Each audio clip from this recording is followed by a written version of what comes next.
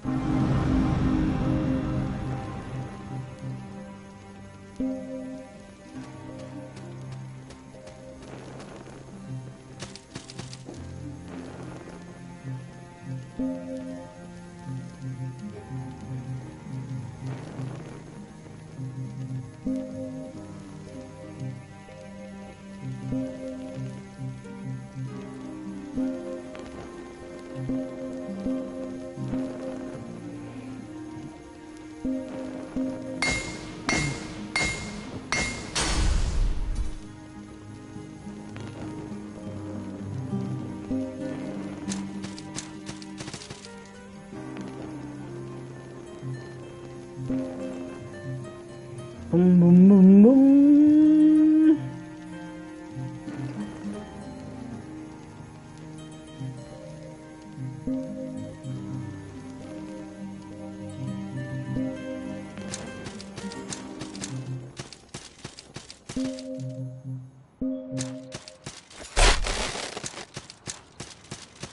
Hey, you're lost. I appreciate you.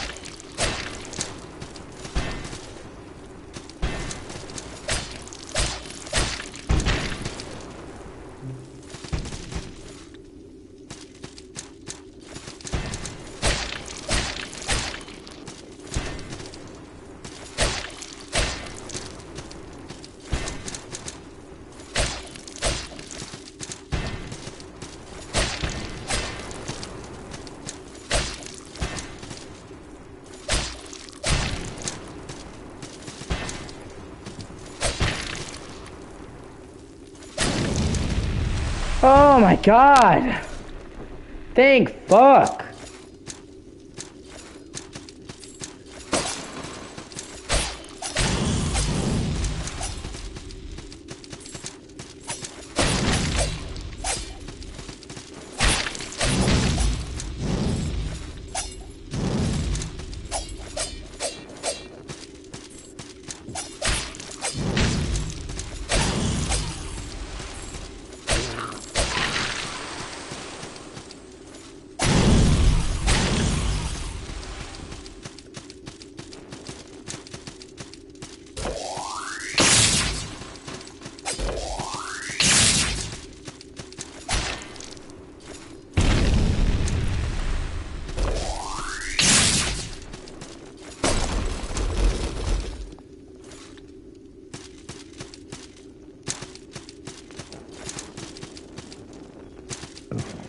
Fuck, I'm so gassed today. I apologize.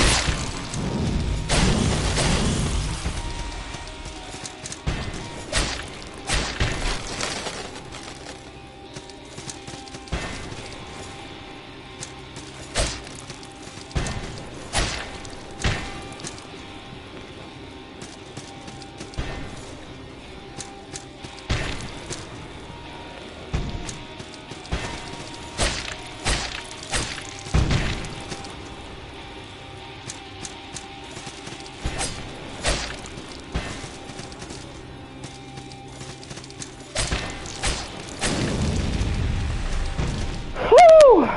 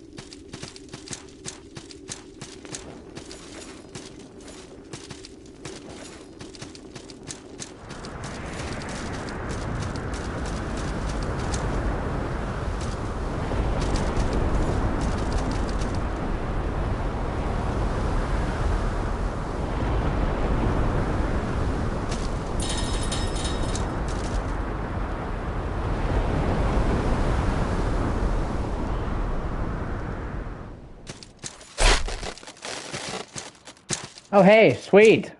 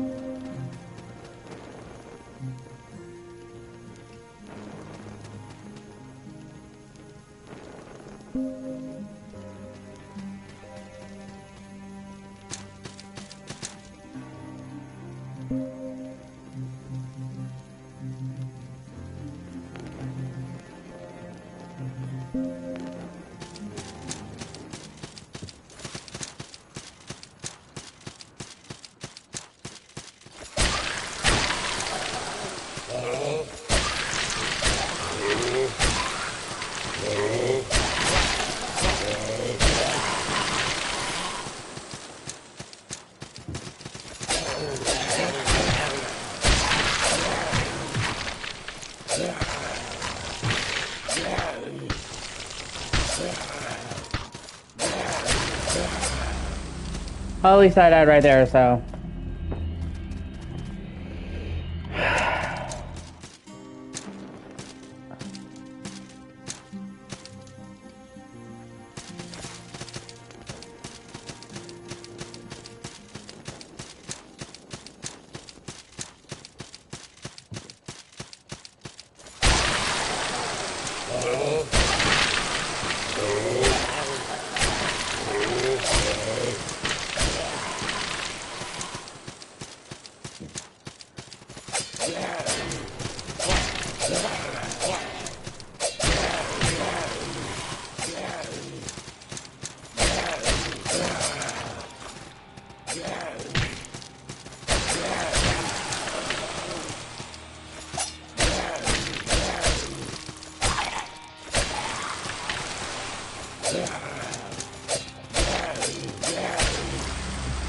I got my shit back. That's all I care about.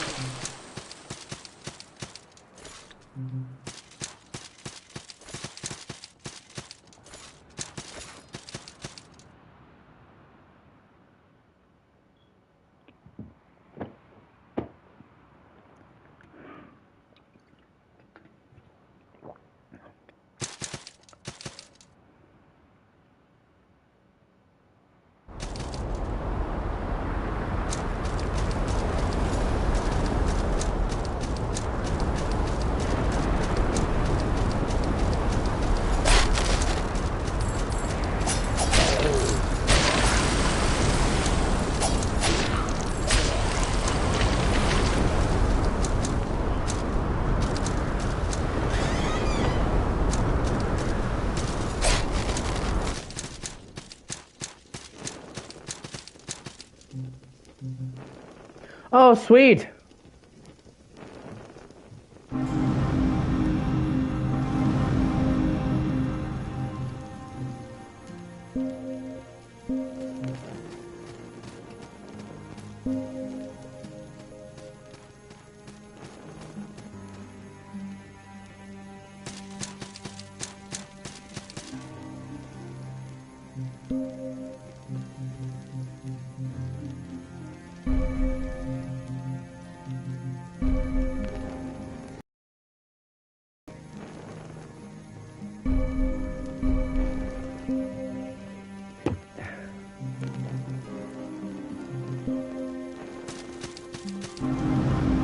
Sweet, I was able to...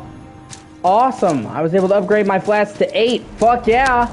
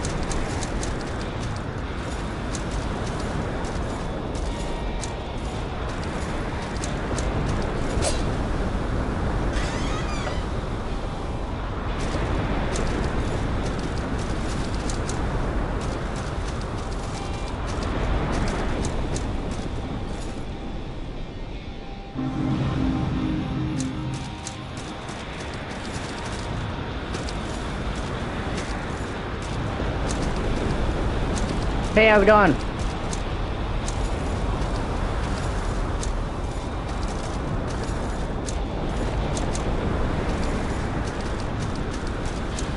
Oh, god damn it.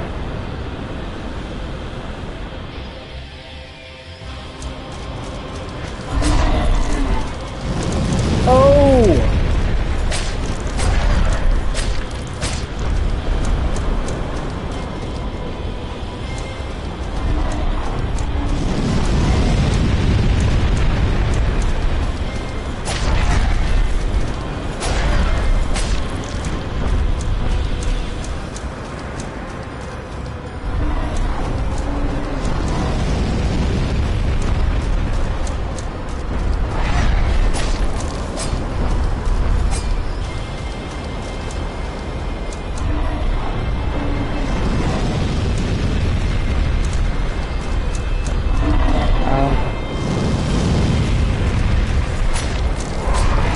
I'm sorry.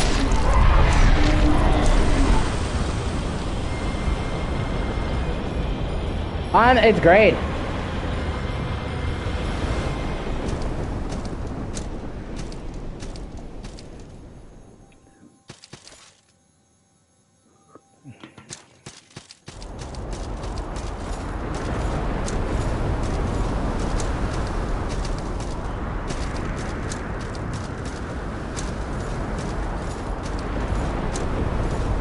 I had the light on my phone on. It's an OCD thing. It's the first.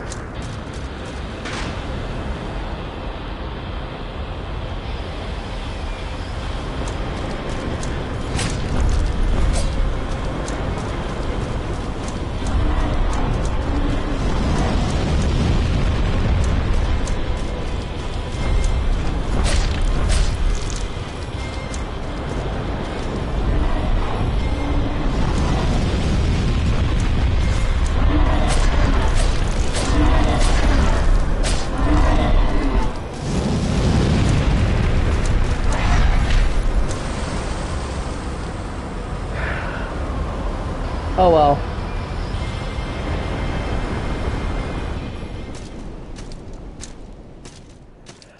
Like I said, it's divisive. I bought the second game just recently. It was on sale. $10. Excuse me. I'm gassy today, so if you hear like belching and gas sounds, that's me being gassy. I can't help it. Anyway, it's on sale for $10 right now.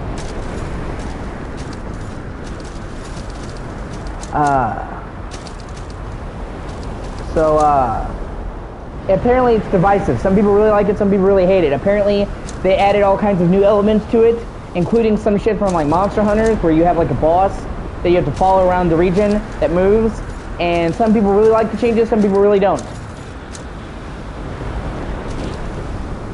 They tried a bunch of new things. They didn't just do more of this game, so I'll be excited. Either way, I'm going to play it once I finish this.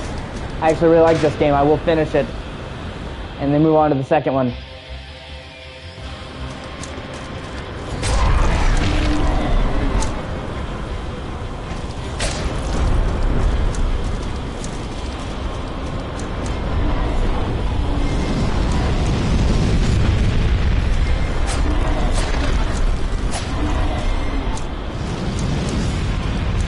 Well, there you go then.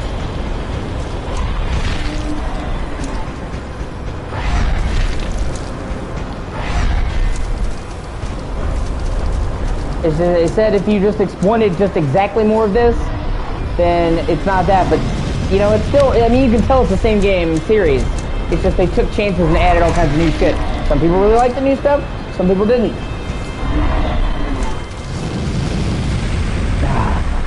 I'll get you. Don't worry. I'm coming. I'm gonna kill you, fucking dragon. I played this, like I said, I missed out on this for a very long time.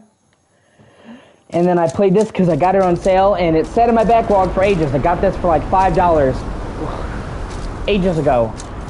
And I'm like, fuck it, I'll try it. I was trying to try some of the games I hadn't tried before to see if they were worth playing or I just, you know, go to the OL pile. And I'm like, man, I really fucking like this. And I played it, and then I saw that the sequel was on sale for $10. I'm like, fuck yeah. I heard the second game did good sales-wise, so hopefully.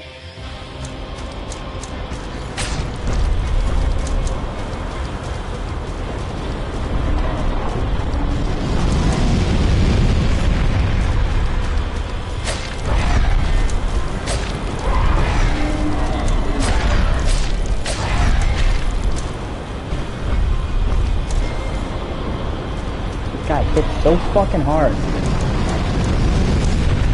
I haven't played all of them.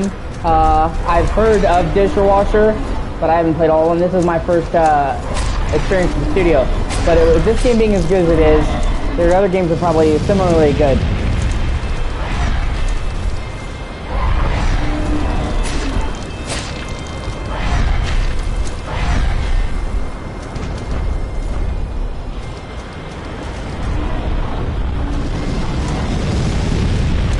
That's the thing with these mini publishers is you never know if a sequel's guaranteed, you know? They can't be assured. They just have to take it on a case-by-case basis, which does kind of suck. But what are you gonna do?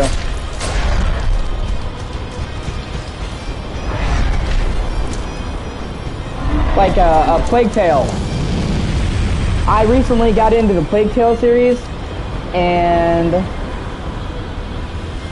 A Plague Tale Innocence is really good, but A Plague Tale Requiem is absolutely fucking incredible. One of the best games I've ever played.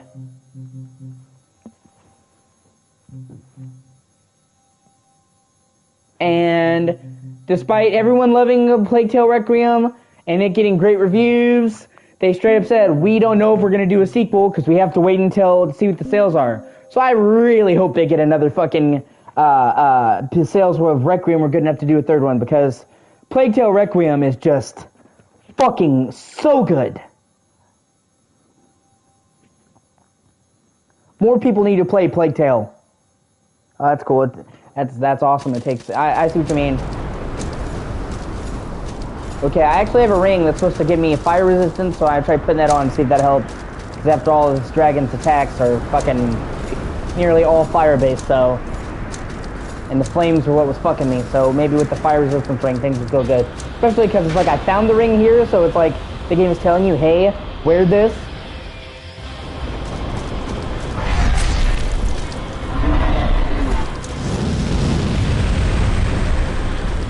Man, fuck.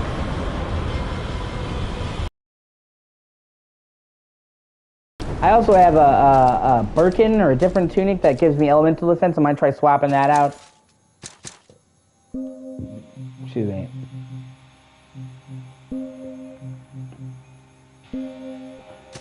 You know, I really like stealth games, so I was inclined to like it already, because stealth games are some of my favorite games. But it definitely wasn't the kind of stealth I was used to, and I really liked it. A Plague Tale Innocence was good but flawed. It wasn't until I played Plague Tale Requiem, it's like, the jumping quality between the first Plague Tale and the second is fucking astronomical. I'm like, wow. I mean, it was a huge jump in quality between the two games. And I genuinely hope that they make another one, because the tease that they have at the end for the possible third game gets me super excited. So.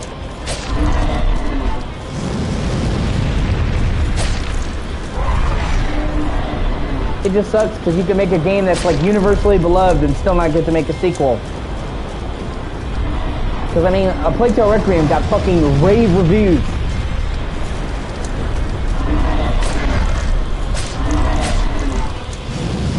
Conversely, you can make a super shitty game and still get to make a fucking sequel.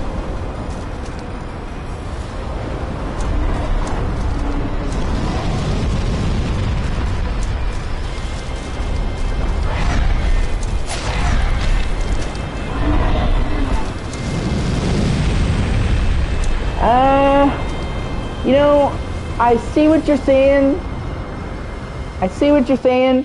But I don't think that A Plague Tale really falls into that, because A Plague Tale has really good gameplay that is actually smart. I know what you're talking about. I know games that are like walking simulators, but A Plague Tale is not like that. I mean, it has story. Yeah, it's story focused, but you have all these different ways you can move through the environment. You have all these different tools. It's not just a press forward to go game.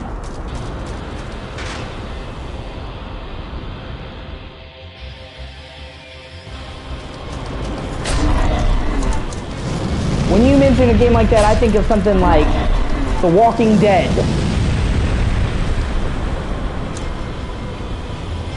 Or anything that Telltale makes. Those, to me, are those cinematic games. You know, A Plague Tale is story-focused, but it's not just a quick time prompt game. Because they'll put you in a wide open area, and you can go through it without killing anyone, or you can fucking kill everyone, or you can use this tool or that tool. They have multiple routes through the areas. So. And honestly, the story in Plague Tale is so fucking good that it just really grabbed me. I can't remember the last time I played a game that story moved me in the way that that game did.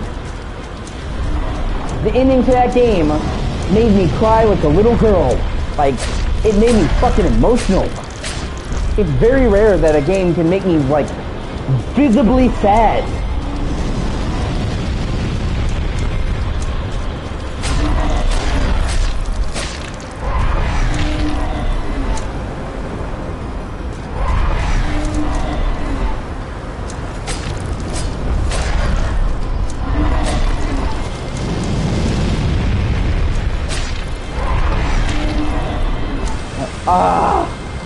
Damn it, this boss is hard as shit.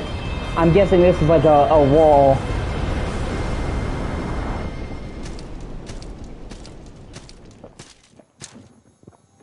Yeah, that's fair.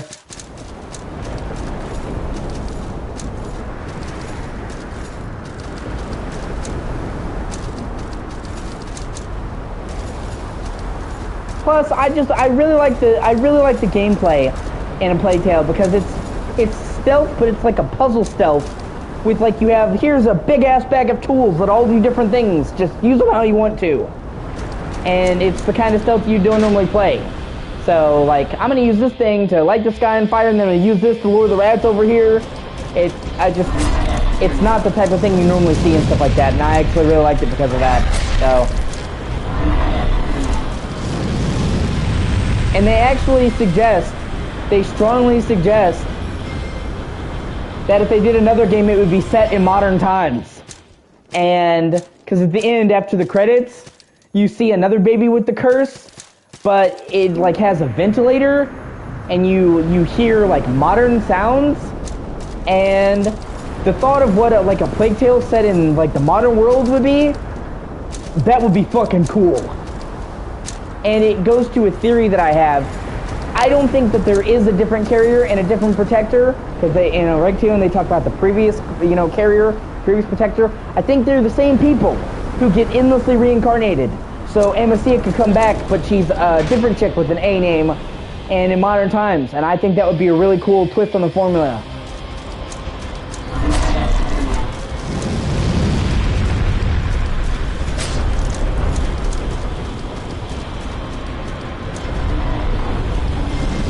It reminds me a lot of Castlevania Lords of Shadow.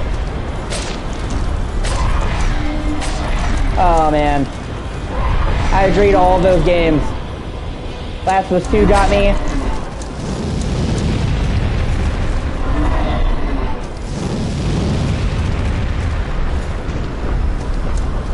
Red Dead got me. I agree with all those games. They were all games that heavily affected me. Final Fantasy 15 has like a personal part in my life. I literally followed that game, right? I literally followed Lords of Shadow as soon as it, or not Lords of Shadow, what am I saying? I followed Final Fantasy 15 from the time I was like 10 years old.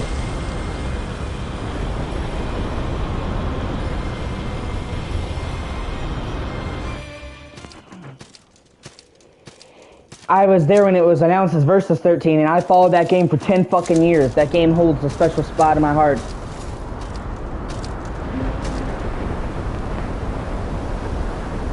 And the story of that game is so fucking good, and it just gets sad and sadder and sadder.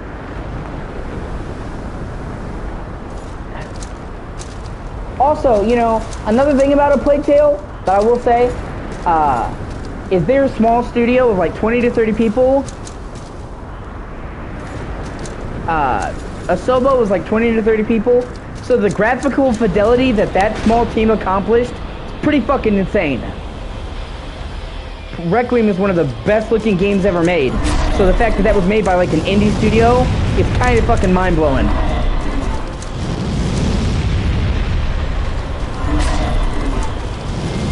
I mean, they really punched above their pay grade.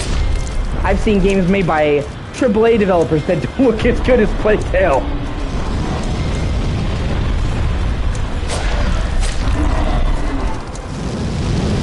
Yeah, Kingdom Hearts 4. You know, dude, I gotta be honest with you. I'm really not looking forward to Kingdom Hearts 4 because Kingdom Hearts 3 upset me so bad. It was one of the most disappointing games I've ever played. Like, I thought they dropped the ball in the story for Kingdom Hearts 3. They didn't resolve enough shit. I thought the way they wrapped up Xehanort's arc was super fucking weak. I thought the lack of Final Fantasy characters was criminal. And I thought the combat sucked. They should have never removed the combat deck. The command deck? Sinuous Saga? Oh, for sure. That's, yeah, I agree. No, because the first game looked really fucking good, even though it was made by a small studio. They called it AA. And this game now has major funding from Microsoft, so they have $1 trillion company backing them, and they're using Unreal 5. So yeah, Sinuous Sacrifice is gonna look fucking insane. I mean, I enjoyed it. It's hard for me to enjoy it to any degree with how disappointed I was, okay? Because it's not even a proper fucking ending. Like, it doesn't conclude nearly enough.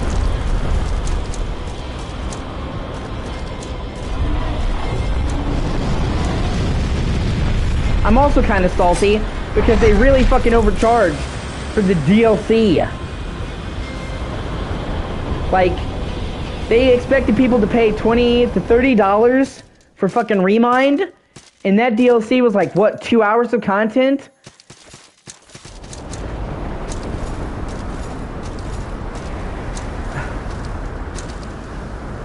Like, they seriously overcharged for that DLC. And that was the first time they've ever had, like, a story DLC for Kingdom Hearts. So that was the smack in the face. Especially because, you know, Final Fantasy 15, which was made by the same director, had good DLC. The DLC for Final Fantasy 15 was great. The character episodes was great. The Royal episode with Insomnia was great. So it's like they went from making good DLC with Final Fantasy 15 to shitty DLC with Kingdom Hearts. $30 for a 2-hour DLC and a footage of a concert? Are you kidding me? And I like Square Enix. That's still bullshit.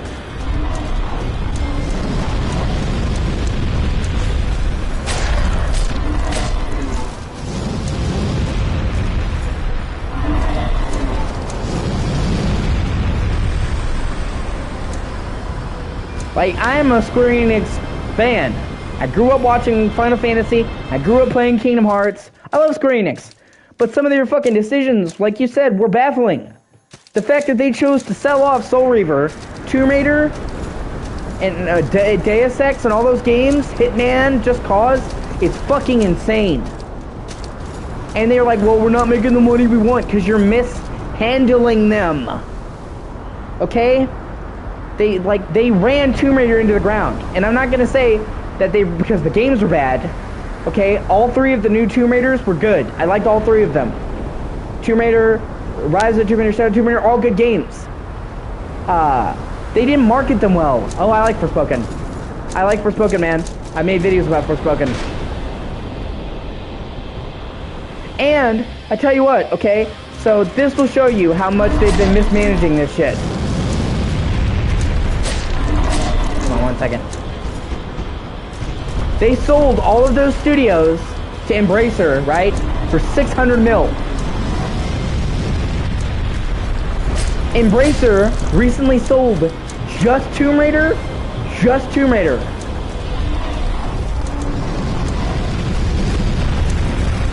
and for 600 million.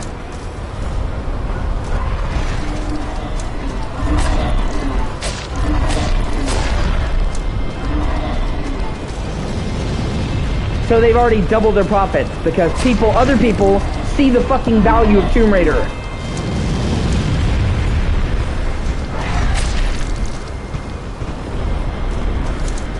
And actually, I'm really excited for the next Tomb Raider. It's going to be a remake of the first game, but with the newer gameplay.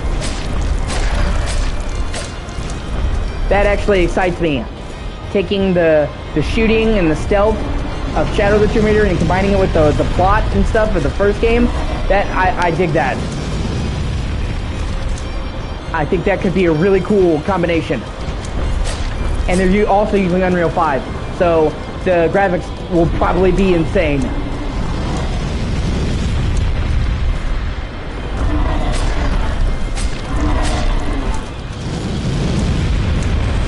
Fuck. Oh, I'm getting farther. I'm not giving up, you piece of shit.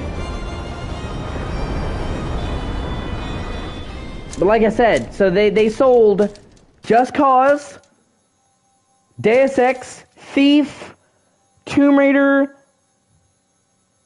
They sold more than that a lot. Any chance they had of doing Guardians of the Galaxy or Avengers? Excuse me. Yeah, I kind of see what you mean. For 300 mil. And now they've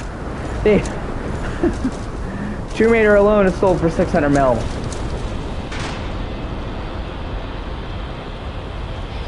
And yeah, like I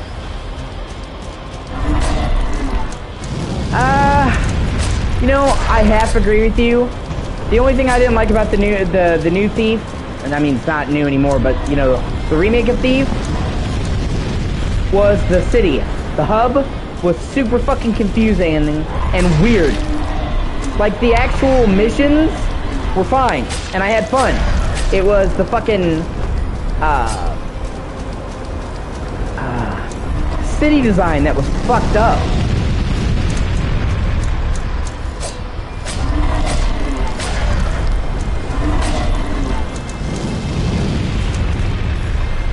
But hey, it actually looks like this might be for the best. Because now Crystal Dynamics is already talking about doing more Legacy of Kain. And if they make a new Legacy of Kain game, I will lose my shit. Right? They made it work.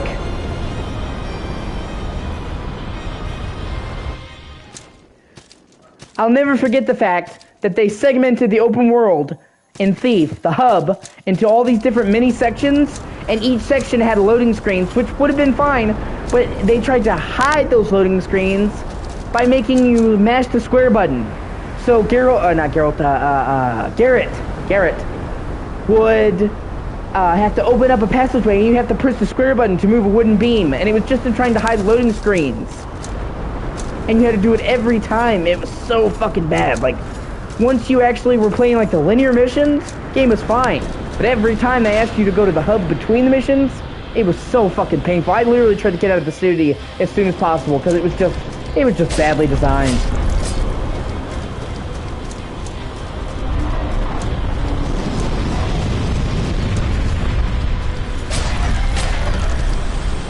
Fuck.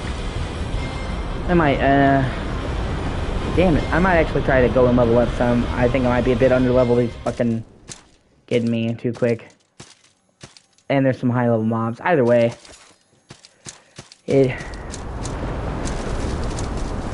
I think the problem is that they were using Unreal Engine 3. And Unreal Engine has always had issues with open worlds. It's always been a real big problem with the engine. They don't know how to handle open worlds. And I mean, Unreal 3 especially was not built for open worlds, and really fucking struggled in any kind of open area. And they were trying to make open world game with Unreal Engine 3, and so they had to split the world into all these tiny chunks, and they could have salvaged it if they just showed you a regular fucking loading screen, but instead they're like, well, let's try to make the player involved in the gameplay by giving them these stupid sequences they have to replay. Like, Lords of Shadow 2 did that shit, where like they tried to mask you opening the world and doing that. They're like, Lords of Shadow has no, Lords of Shadow 2 has no load screens. But what they actually meant is we're going to make you sit here and mash the circle button to turn some gears to open a door. To hide the loading screens. Yeah. With Unreal 3 or 4, they got a little bit better with it, but they still suffered issues. Like, Days Gone. I really like Days Gone. I still do. But at launch, Days Gone had like a lot of performance issues. And it was because they used Unreal 4.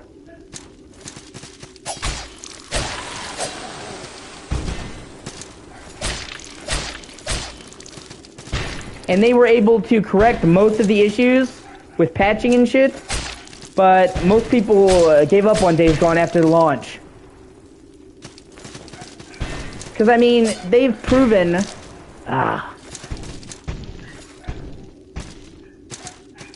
They've proven... Right? Yeah, exactly. I agree. They've proven that with enough adjusting, they could make it work.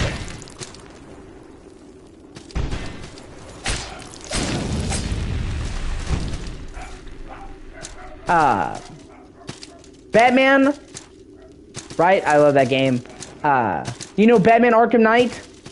That game has one of the best open worlds in any game ever made. And Arkham Knight was used a modified version of Unreal 3. So, and Arkham Knight still looks good to this day.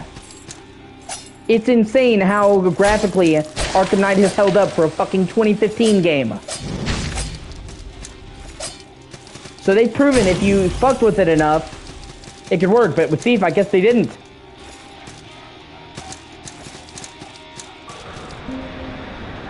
Hold on one second, I'll be right back.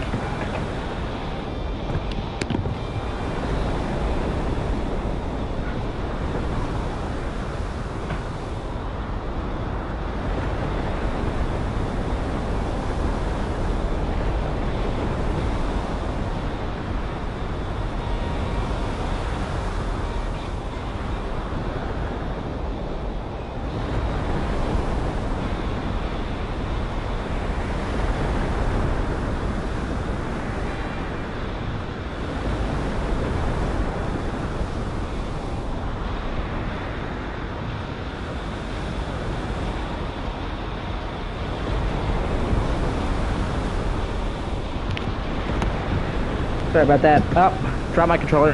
Anyway, my family's dog was barking, like, really loud and a lot, and I was kind of wondering what the fuck her problem was. I had to make sure that everything was okay. No, she's fine. She's just a yappy dog. I love her, but she's a little yappy dog. With all the problems that that fucking entails.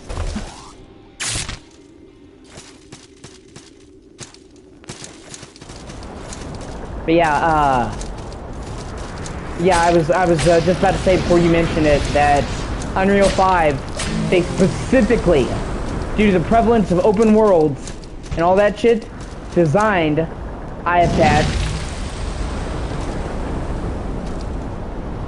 a cat. My cat's back here. But you know,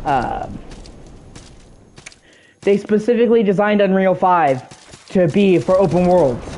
Because how open worlds have become increasingly the norm, which I love open world games, so I'm more than happy with that.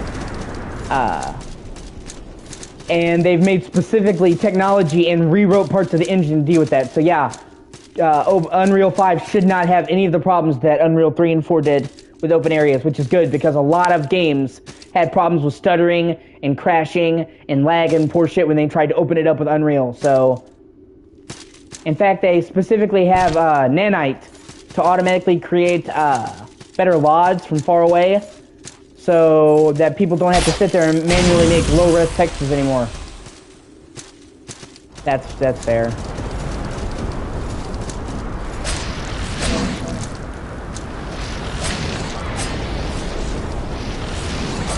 I can see what you mean.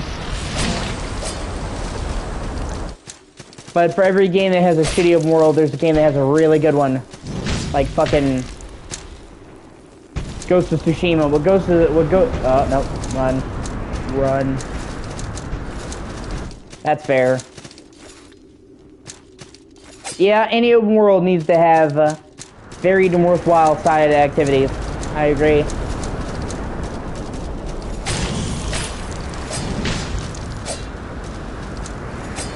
That's a vital part of that.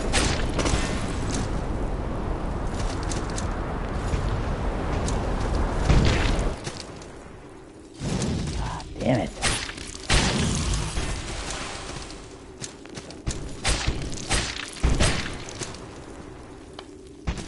Plenty of games did it right though.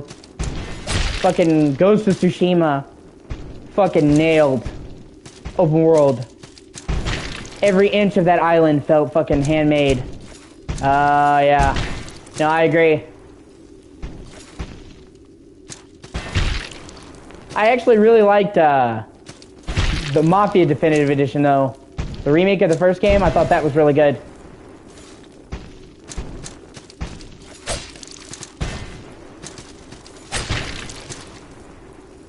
I wish more people played that.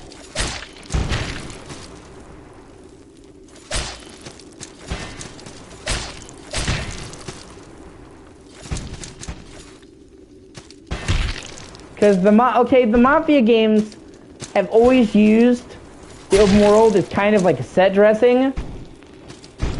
You know what I mean? Like, right? You can't game table, you can't play pool, you can't do anything, right? You couldn't even fucking change your outfit originally. Like they had to fucking add the ability to switch your outfit. That was kind of stupid. Even Mafia 2 lets you switch your fucking clothes.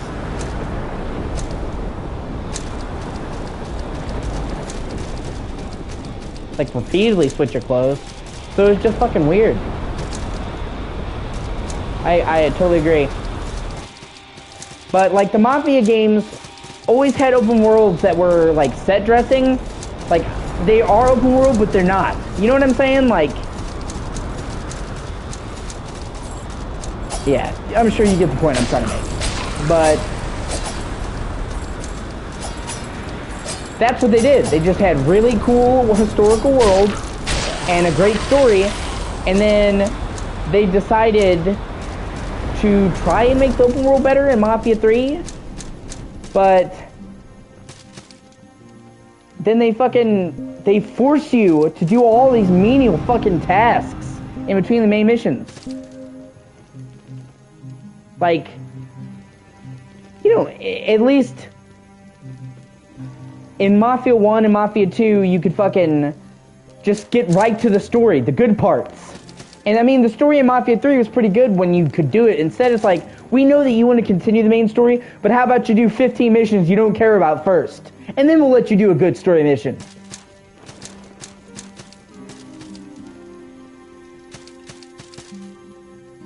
Travel, let me see, yeah.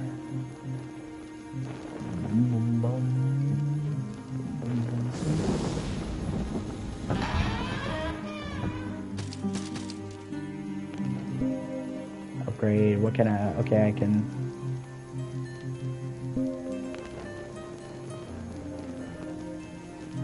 Yeah, I don't know. I think my favorite Mafia is the remake of the first game. I think that had everything. It had the gameplay of Mafia 2 and the shooting that Mafia 3 added. It had the cars, and I loved City of Lost Heaven.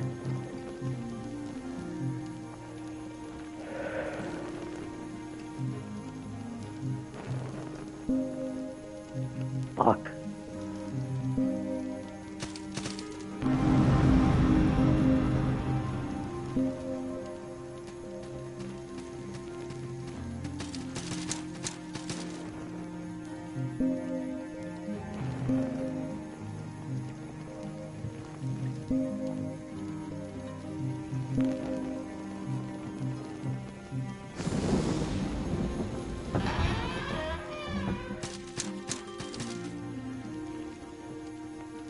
Oh, that's cool, man.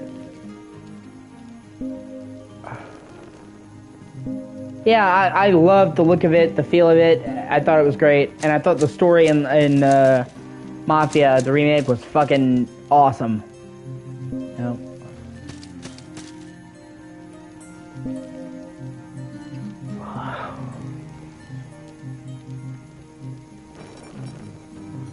Lock of hair, ooh.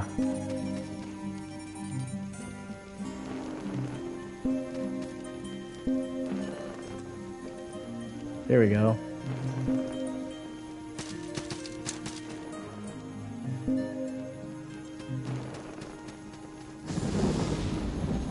Yeah. Yeah. Everything I've done, both good and bad, has been for family.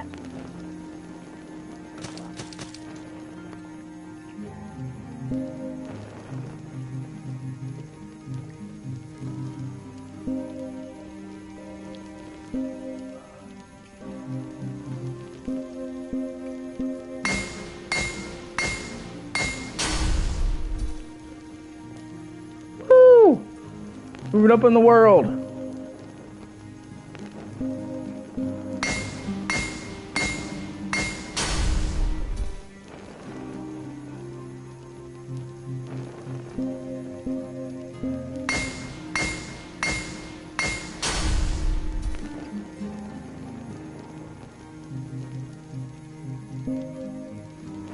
Yeah, you know, I have to admit, I was really impressed by how the sword, not the sword, how Forspoken comes together in the end. That actually surprised me. I actually wound up liking the story, and I have to admit, when it first started, I did find it fucking cringe. Like, I feel like the story comes together near the end and actually does become good. It stops spouting fucking Zoomer shit. Like, and there were twists and stuff I genuinely did not see coming.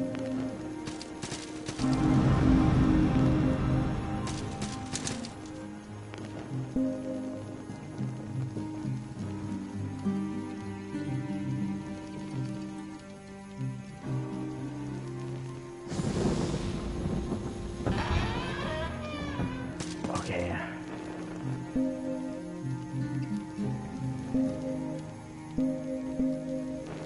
There we go. Okay.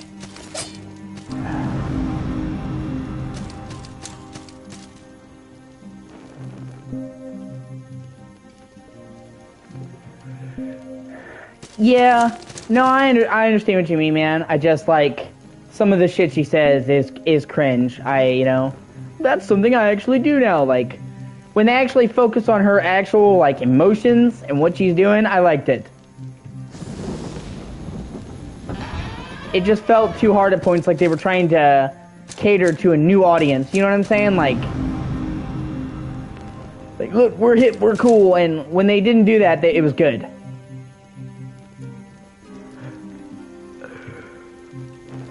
So, and I hope they get the chance to make more Forspoken, because they really laid the groundwork for more.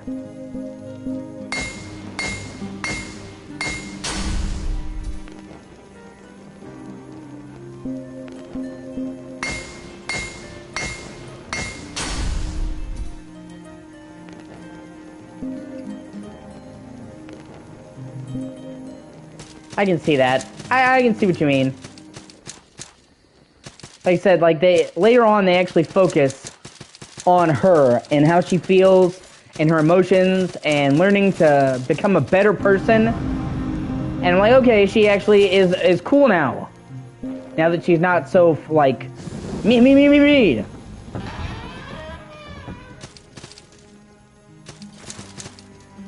All right.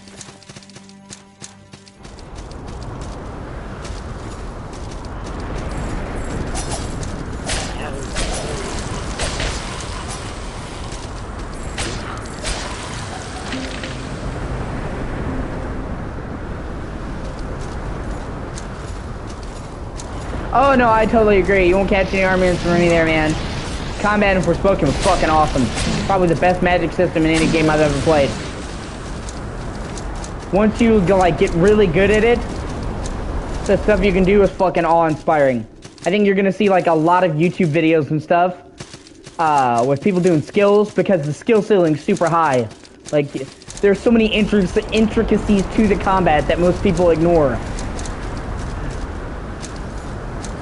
And I think it's gonna be really cool to see what people do once they learn the ins and outs. I know that even I thought like a lot of the stuff that you could do. No, I agree.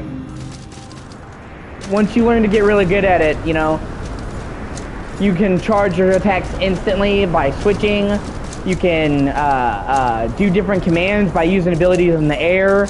You can use different types of abilities together to reinforce each other. Like, anyone who says they didn't like the combat in Forspoken, I just disagree. I think the combat's really good. You just have to, like, learn how to do it. It's not your average combat system. And some people complain, like, every skill has to be accessed on a wheel. Yeah, because there's so many of them. Yeah, with the touchpad and with the D-pad.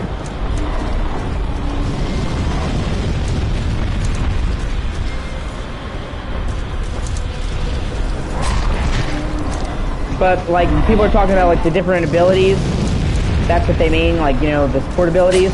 But there's 8 different support abilities for every school of magic. How the fuck else were they supposed to have you switch between them? Like, if they can think of another fucking alternative to the wheels, let me know, because I don't think there was one. You have, like, 25 different fucking spells. Major spells you could switch between, like, any given moment. There was almost no way to reliably do that without having a fucking weapon wheel, without auto-switching when you used it. And that would take away any skill.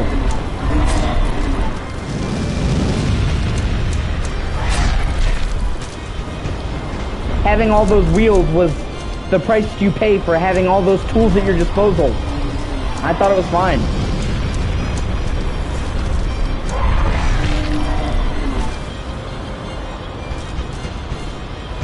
I mean, don't get me wrong. There's definitely problems with Forspoken. I do think it definitely needs adjustment. Yeah, exactly. Devil May Cry, Bayonetta. Yeah. But I don't think people saying, oh, Forspoken is the worst game ever or some shit like that's stupid. I would give it an 8.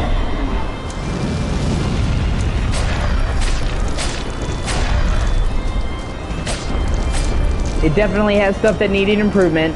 There's definitely problems here and there. But like I said, I would just give Forspoken a solid 8. And I think if they make a sequel, it could fix all of those problems.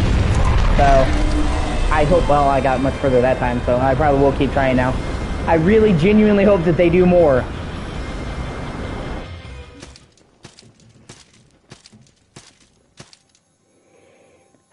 Honestly, you know, I mean, I just wish people stopped caring so much what a fucking review thinks. People base their entire opinion around other people's reviews. Now, I mean, occasionally, it can be helpful to look at reviews that a game has gotten.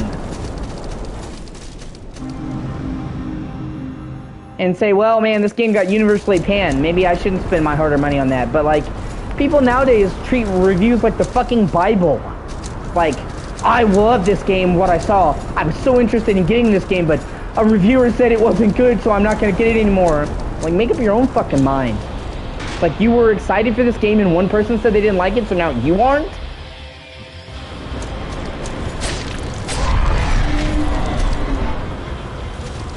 Or if a game doesn't get a perfect fucking Metacritic score, oh, it's a failure. It didn't get a 90, guys.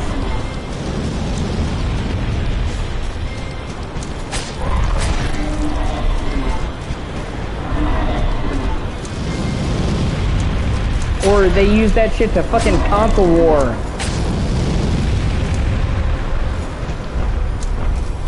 Well, this Microsoft game got a higher review than this Sony game. See? So Microsoft wins. It's fucking childish. Make up your own mind. Decide for yourself. I don't care what people say about Forspoken. I like Forspoken. Therefore, I'm going to play it and say I like it regardless of what people think. And they don't like it, that's fine. But I'm not going to, you know, base my fucking consensus on what other people think.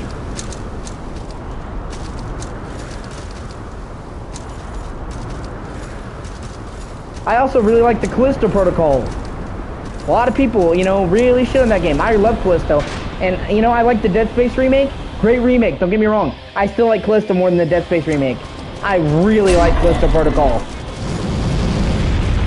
The universe, the aesthetic, I thought it was all fucking pitch perfect.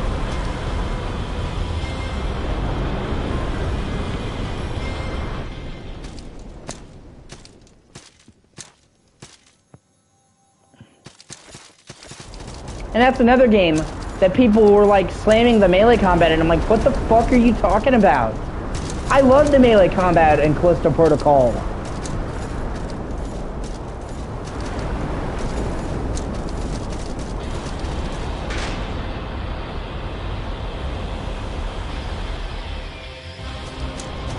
They're like, well, I get ambushed by these enemies and I can't melee.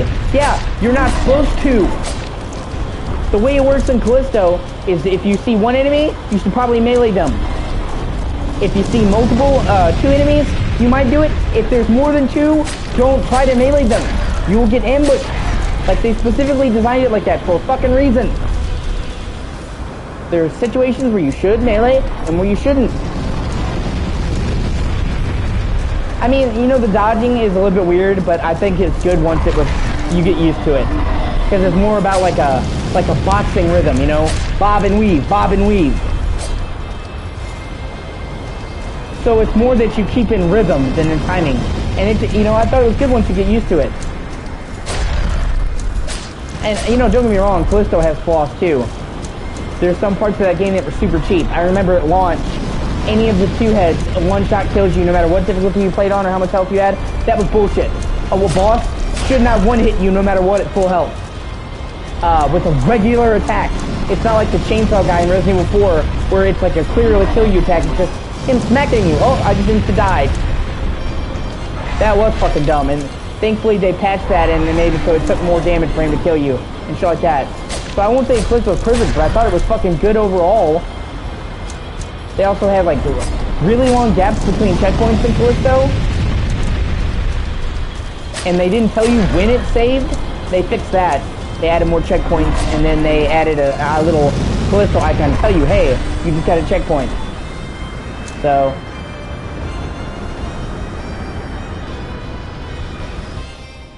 and they've been patching it constantly, so the issues that they have, they're fixing.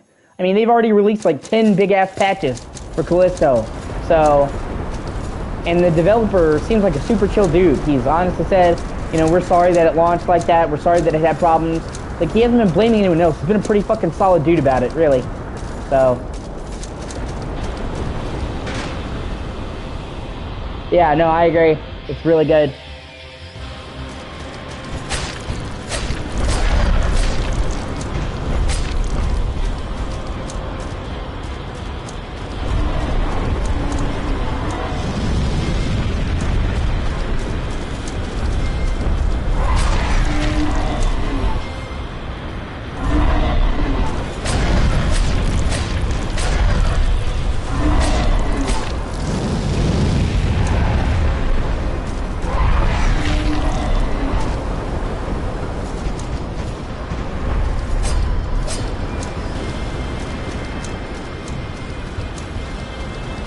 I'll be getting the fucking DLC for that when it comes out.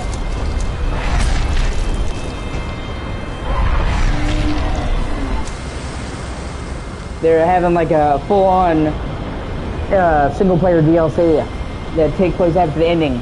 So I'll be all on that because it ends on a cliffhanger. Yeah, no, I agree with you. Video game journalists, I don't even listen to them anymore. I actually remember being quite sad because I really grew up loving Game Informer. Game Informer when I was a kid was my shit. And now Game Informer just sucks so much ass.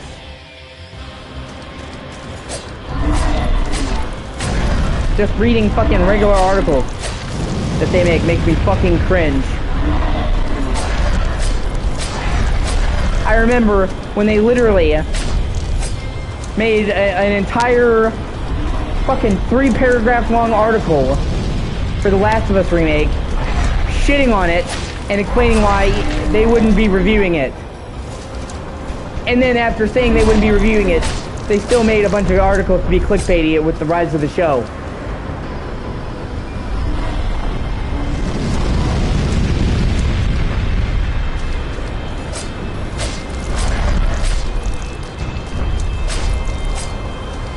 And I remember that article is like, I hate Joel. Fuck you.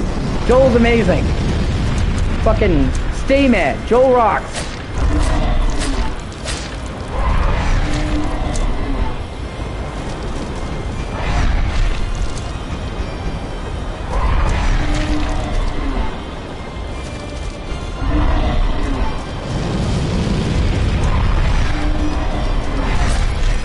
Joel will always be one of my favorite fucking video game protagonists. Fucking period.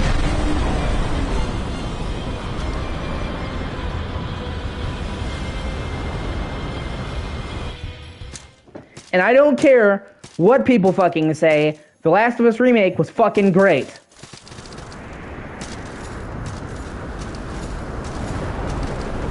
It was a fucking great remake. And it was a remake. People who saying that it was a remaster are fucking high.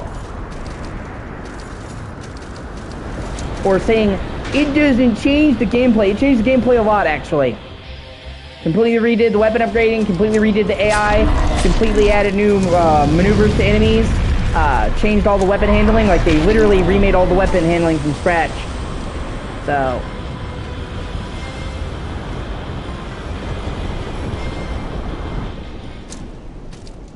redid the swimming, redid the horseback riding, redid New Game Plus, added in all these accessibility options like custom difficulty if you wanted, remapping controls, which I really liked. I remapped my controls, tweaking the aiming stuff that wasn't in the original game, fucking, right? And it not be so jarring. Yeah, exactly. It was great.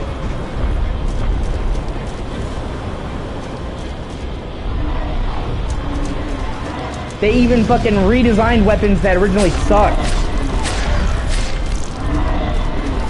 In the original game, the fucking shorty was awful. It was my least favorite gun in the first Last of Us. I, like, never used it. Yeah.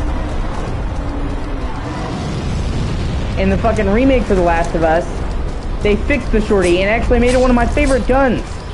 Like, they totally changed the look and feel of it to where now it's a good gun. Or the Stalkers, they didn't have very great AI back when they did the first Last of Us, so the Stalkers were supposed to be like sneaky and stalky. Their AI sucked, so most people, myself included, hated the Stalkers in the original game. They actually made them work how they were fucking supposed to. And actually stalk you and not just, like, run at you.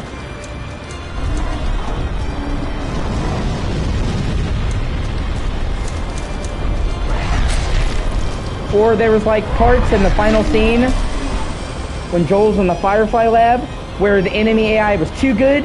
Like I remember in the Last of Us, in the last chapter, the Fireflies had perfect aim. They would spot you and shoot you the second you left cover. Like their aim was too good. They wouldn't even know where you were. They fixed that so they don't auto-lock onto you. Made that last segment way better. Right? It's been tweaked to perfection.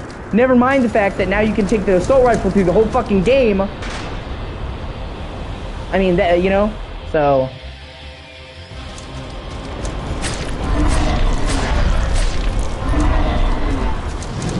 I mean, they took stuff that was just simple and didn't matter, and they made it so much better.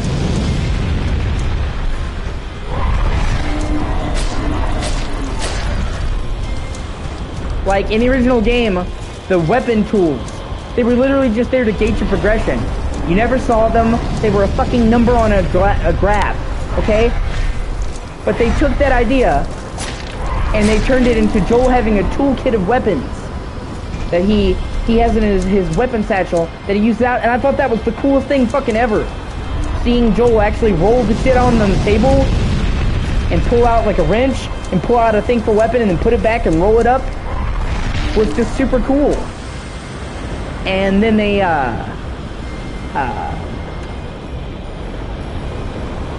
I'm trying to figure out what to say. They overhauled the weapon upgrading in general, and they fucking even showed Joel making the holster, having a fucking leather kit and sitting there in the backpack and stitching it out. No, exactly. He wasn't a bad person, but he wasn't a saint either. I totally agree with you. I have to say though, I would have done what Joel did. Abso-fucking-lutely. I would have killed them all to get Ellie too. The Fireflies didn't ask Ellie her permission. Ellie didn't know she was gonna die.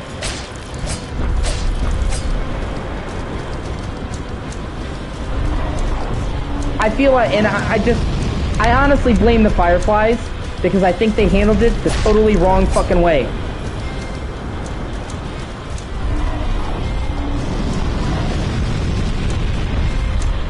Like, I feel like if the Fireflies had handled things better, Joel wouldn't have done what he did.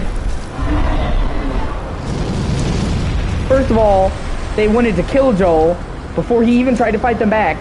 So it's like you want to kill the guy that helped you. Then they took Joel's shit, and it's like you basically tried to rob Joel, and then they immediately responded by smacking Joel in the face and putting a gun to his fucking head. So, like, yeah, there was failed attempts at a cure. Yeah, exactly. So, they tried to kill Joel. They tried to rob Joel. They immediately responded by putting a fucking gun in his face. And then they didn't even ask Ellie what she wanted to do. Like, if the Fireflies hadn't been so fucking inept,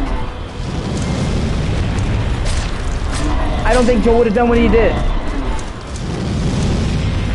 It's been my, you know, people genuinely respond pretty badly if you put a gun in their face and try to rob them. And literally, you saw that the Salt Lake City, Utah, was fucking rife with infected, and they were just gonna toss Joel back into the city without even a single gun to defend himself? They would have fucking killed him anyway. Like, that tunnel had the most infected of, like, any fucking area in the entire game.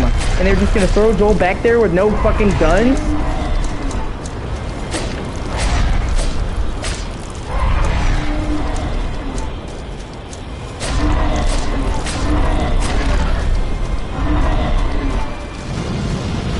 Like, that was, like I said, the Fireflies could have handled that fucking way better. Pretty much. You can even see, you know, tapes and stuff with Marlene saying that even if she wanted to save Ellie, she didn't think the Fireflies would let her. She's like, they would probably mutiny and kill me if I tried to stop them from killing Ellie.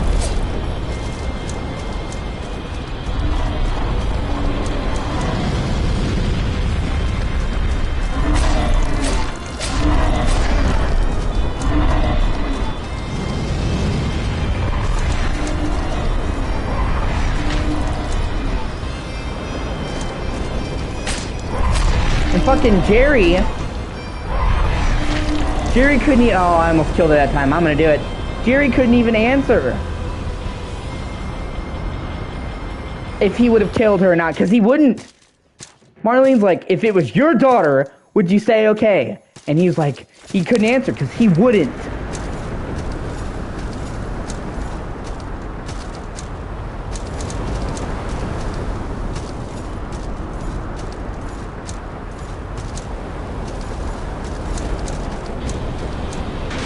Plus, you know, I just want to say, mechanically, I mean, in the game you can kill Jerry however you want to. I saw, like, clip compilations of people killing him online with everything. But mechanically in the game, Joel kills him with the scalpel after he refuses to move. Okay? So it's not like Joel just popped up and killed him in cold blood. He gave him a chance to get out of the way, and he literally said, "You'll have to kill me," and then tried to hit him with the scalpel. So even then, Joel tried to give him a chance. Yeah.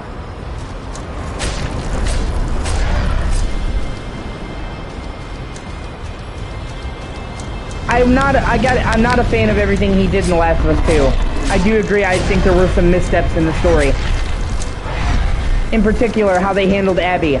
I get what they were trying to go for, but they had originally planned for Abby to be in the Jackson community, and the first several hours of the game would be spent with Ellie working with her, and she would just be a member of the community, and then she would kill Joel. And I really think they should have stayed with that idea, because they make you hate Abby so much that trying to get you to like her afterwards is like trying to fight a stacked deck. Like, I think it would have been a lot better if they had showed Abby before she killed Joel for a while, and let you get to like her first.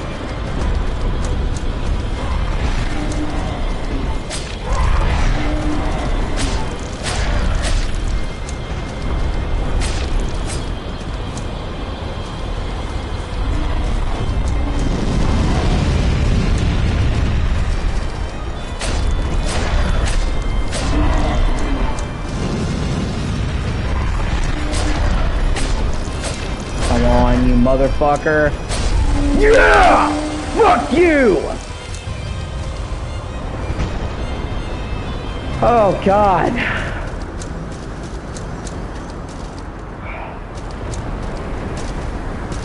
Woo!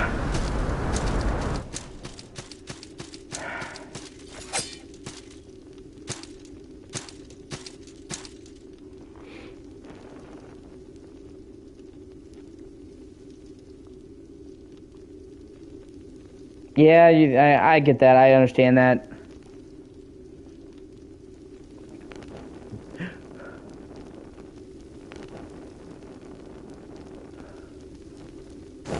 Oh, she's giving me a brand.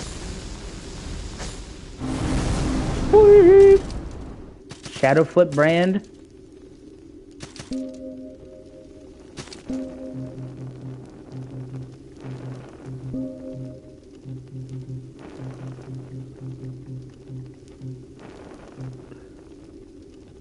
Oh shit, I can wall jump? That's fucking cool. Oh. Hey. Sweet.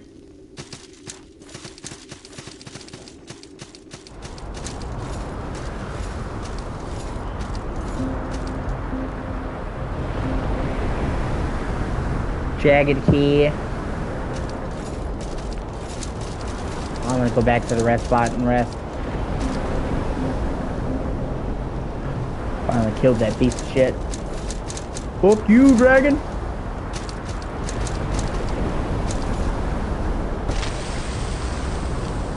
Yeah, I understand that. That's fair. You know, there are two sides to every story. I wasn't a fan of how they did it, but I still like the game. I still like The Last of Us 2.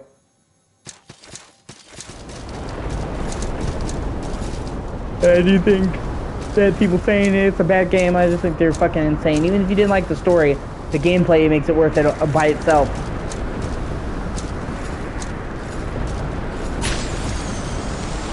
Because the gameplay in The Last of Us is fucking... Last of Us 2 is fucking perfection. I mean, the shooting, the sneaking, the skill trees, you know, I find it very hard to critique anything about The Last of Us 2's gameplay. So...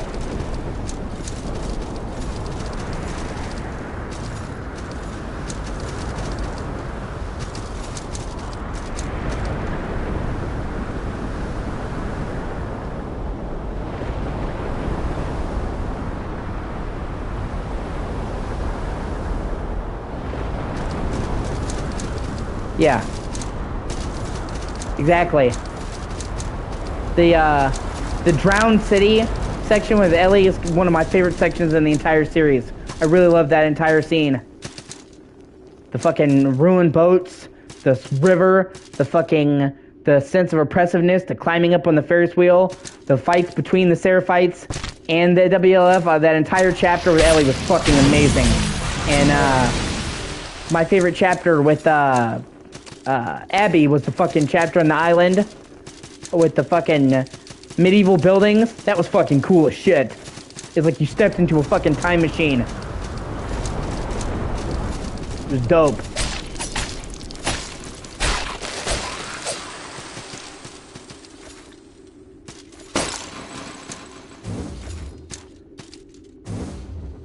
Split mask.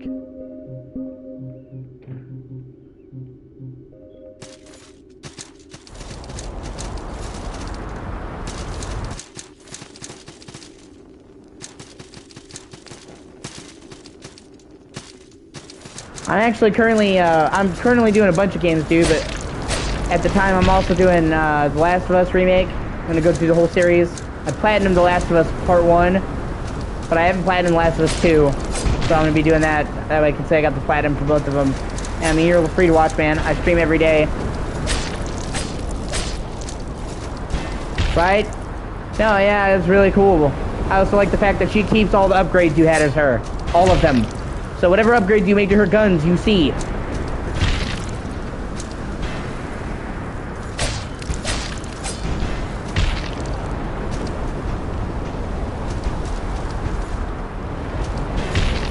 Ah.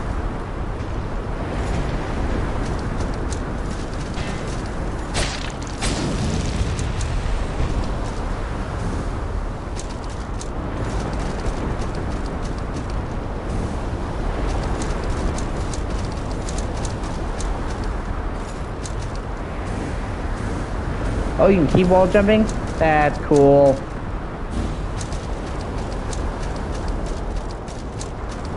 So, I mean, not only does this game is like 2D Dark Souls, but it also has like a Metroidvania thing going on. I dig that. Soldier's Poem. Oh, hey, I can buy that from him. That's fucking cool. Da, da, da, da, da.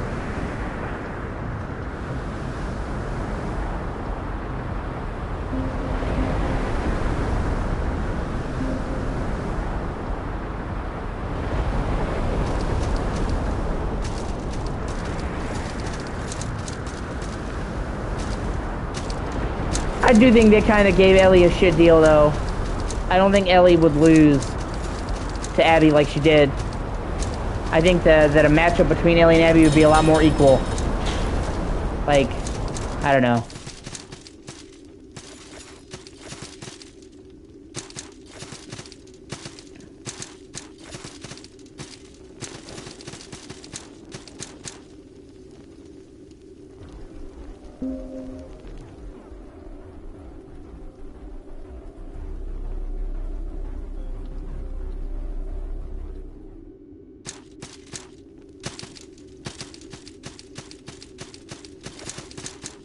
Yeah, yeah.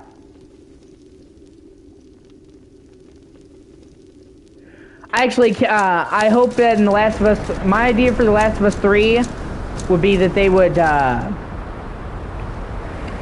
jump ahead like 10 years to a much older Ellie and have her mentoring a young boy like Joel did for her. Bring it full circle. We've seen Ellie as a kid, as an adult, now we see her as a grown-up mentor.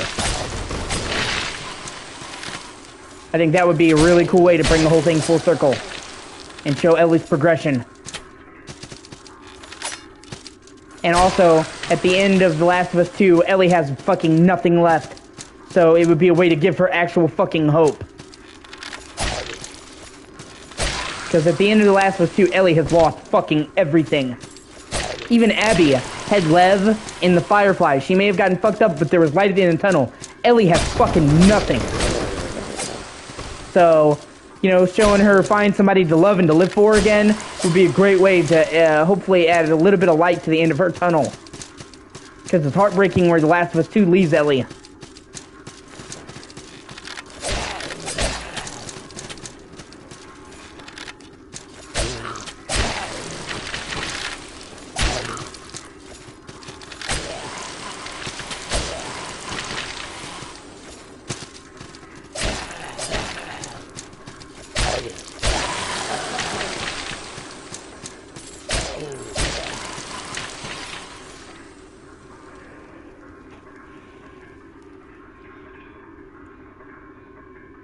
Yeah. I gotta be honest with you, dude. I killed the majority of people in that game. I don't regret it either. The WLF are fucking assholes.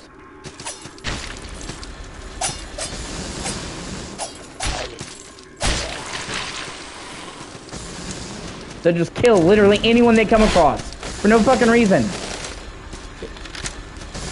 It's like they're not even killing them because they want to take their shit like the Raiders. They're just killing them. Oh, we don't want anyone here. I mean, as bad as the hunters are, at least the hunters have like a code of ethics where it's like they were trying to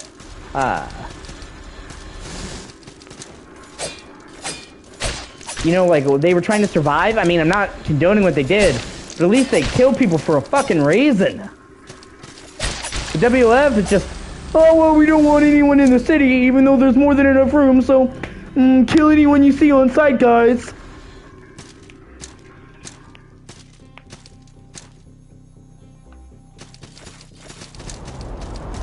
That's another thing I wish that they had done, is I wish they had given Isaac way more fucking screen time. I do not think that they gave him enough screen time.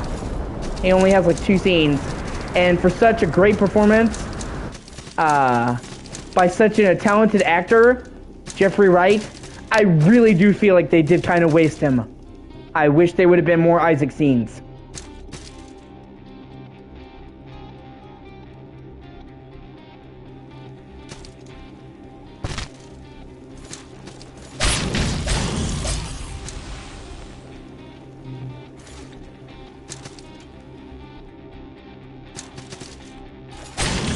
But there actually is a rumor, there's been a rumor for a very long time now that they are working on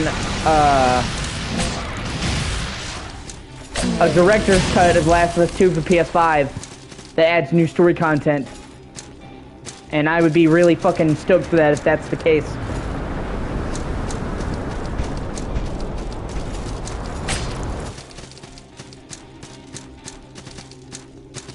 Because every time Sony has used the director's cut moniker, whether it was on Death Stranding or Ghost of Tsushima, they added new shit. New story content. So, they talked about how they cut out a lot of content for The Last of Us 2.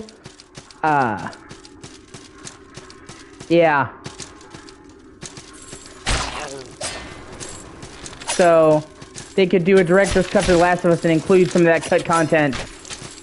And I would be fucking stoked for that. I think that would be amazing.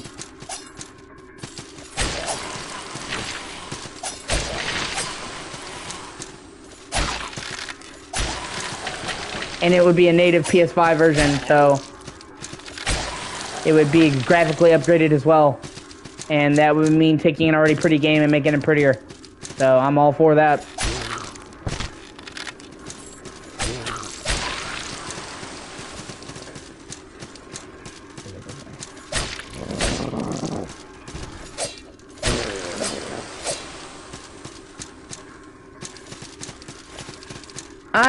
I can sort of see that, but ultimately Ghost of Tsushima, I have to say, is one of my top 3 favorite games of all time.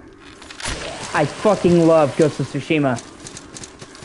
Like, I mean, like, it's in the top 3 of my favorite games. I thought it was fucking incredible. And it got exponentially better the farther you went in. A lot of games can start out strong and then go downhill, but Ghost of Tsushima just got way fucking better the more you invested in it.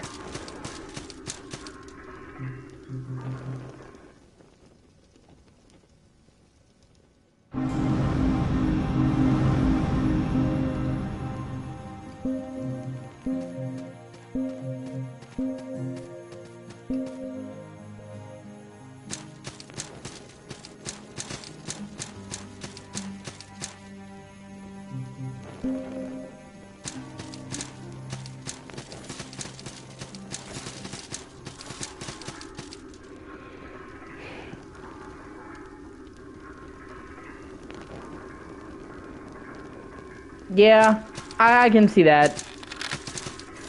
I still really enjoyed it though. But it was fucking great, so. And they will be doing a sequel, so. The potential is there.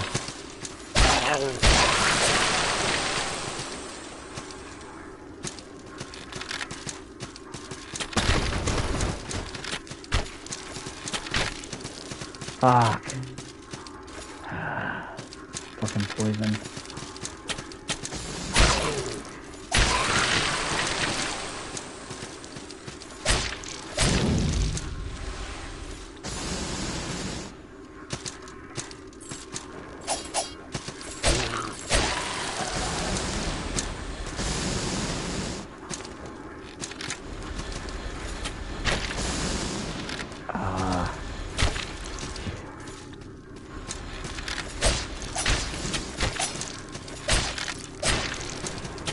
Yeah. Yeah, that's great. And the fact that they're fucking remaking it, that's fucking dope.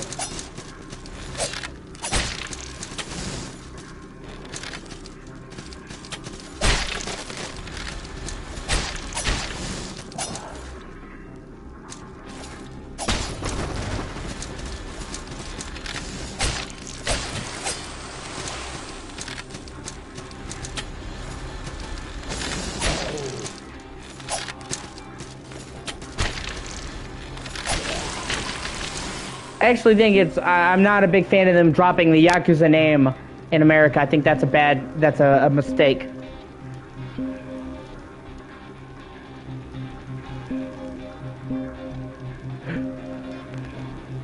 So many people are used to the Yakuza name that and don't know that it's called, like a dragon in Japan, that I think it's going to cause more harm than good. Like, I don't think it's good.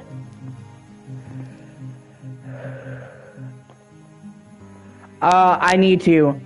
I don't have it. It's on my to-do list. Right now, I'm just trying to get up money for Hogwarts Legacy, man. I thought I was going to be able to get it. Now I don't think I am. So...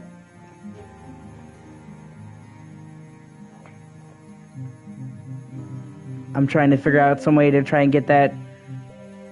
I'm trying to make a go of being a streamer. My channel's growing. I'm actually doing pretty great streaming-wise, but Harry Potter's going to be, like, hands down one of the biggest games of the year, one of the biggest games in the year, so I kind of want to be there for when it's done.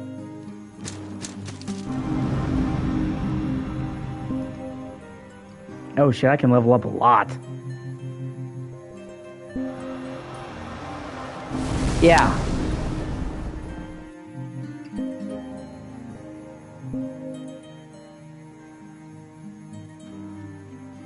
Okay.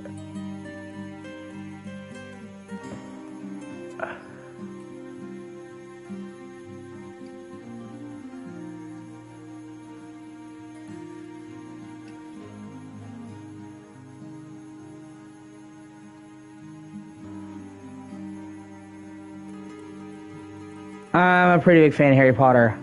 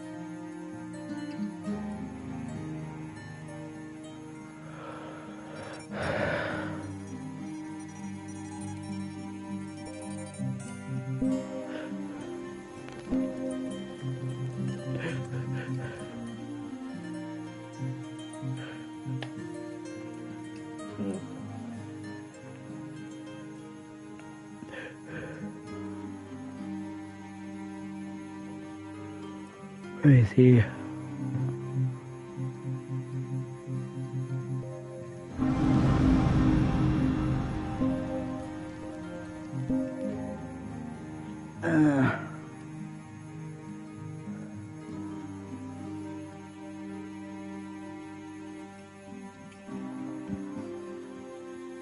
Yeah, I've seen a lot of good stuff. I have the first Judgment. I need to get into it. It did look pretty good as well. I agree.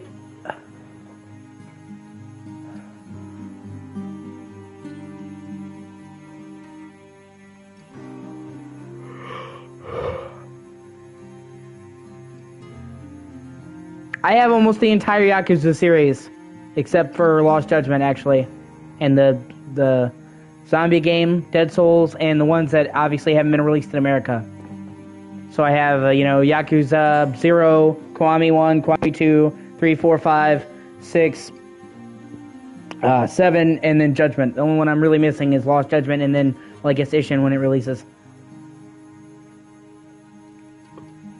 I'm glad you really liked it, man. It's good to hear.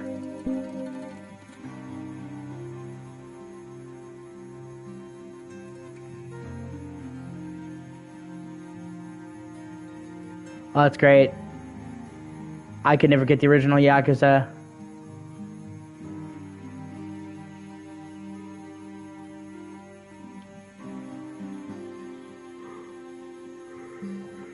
Let me quickly Google how to increase your health in this, because I'm not seeing anything that increases your health in this skill tree.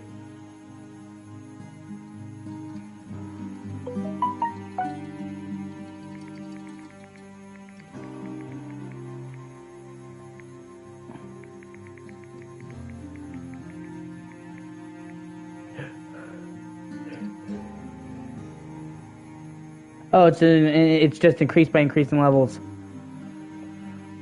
Yeah, I mean, it's really good. I agree, it's really good. I don't know if it's my favorite series ever, but it is good. Some of my favorite series, Final Fantasy, obviously, Resident Evil. I'm a fucking diehard Resident Evil fan. The sheer excitement that I feel for fucking Resident Evil 4 remake, I can't be measured in words. It's fucking insane. I've played just about every single Resident Evil game in existence.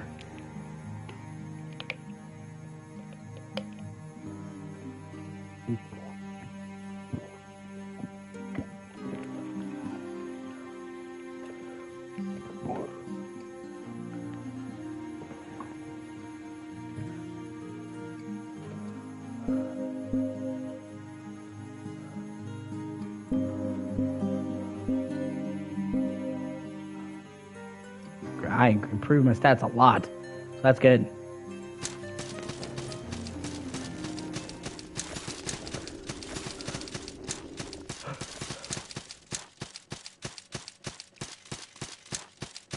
Ooh. Oh, yeah, that's fair. Resident Evil's definitely had bad entries.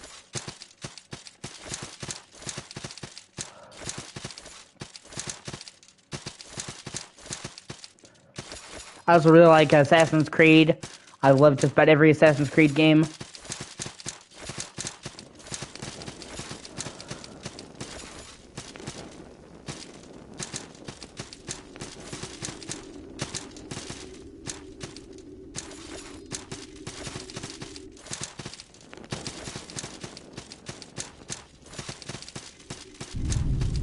Dome of the Forgotten. Okay.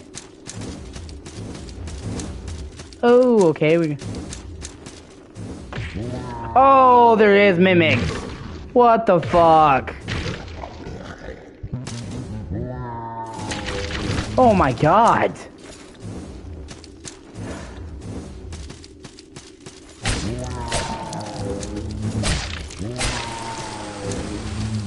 And it sounds like wow. You okay, bro? Oh, sweet.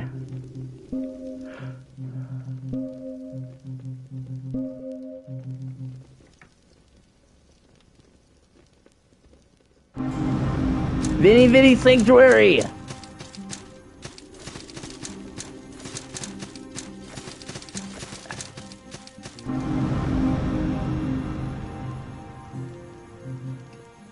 Yeah, I agree, this game does have actually a very tense, spooky atmosphere, more than I initially thought going into it. I agree.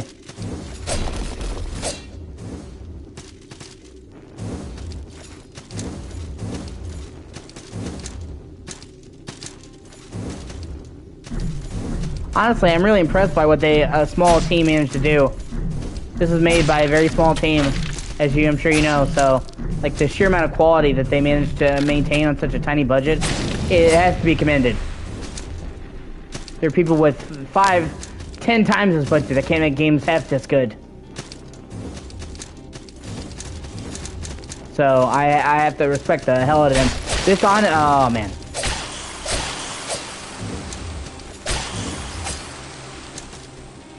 This honestly is one of the better Souls-likes I've played. It's up there.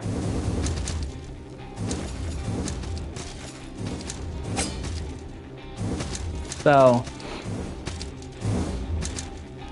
they managed to do what most people who tried to do Souls-likes could not fucking do. So I have to hand that to them. That's fucking great. And I am excited to play Salt and Sacrifice after this.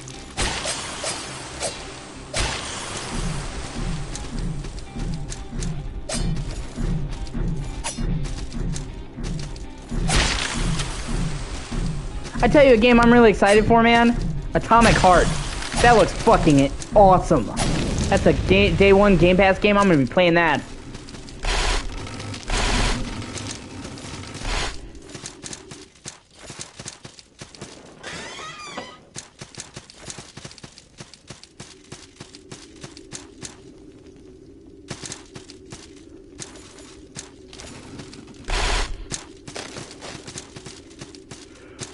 Oh, I'm a huge fan of Souls-like games, dude. If I'm keeping it real with you, I'm a huge fan of Souls games. So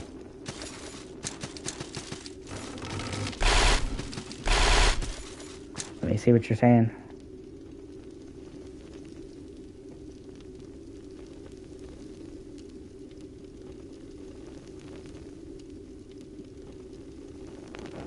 Yeah, because it looks too good to be true for such a small studio.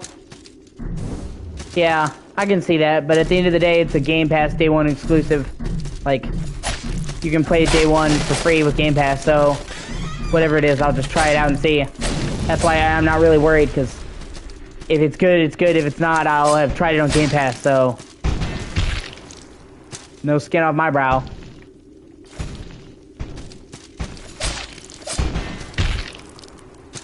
I know that if it manages to maintain the level of quality and the gameplay that we have seen in the trailers, then it will be something special.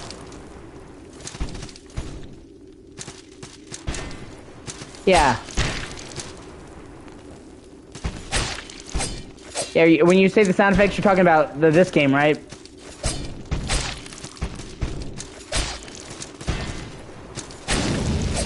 Or do you mean Atomic Heart?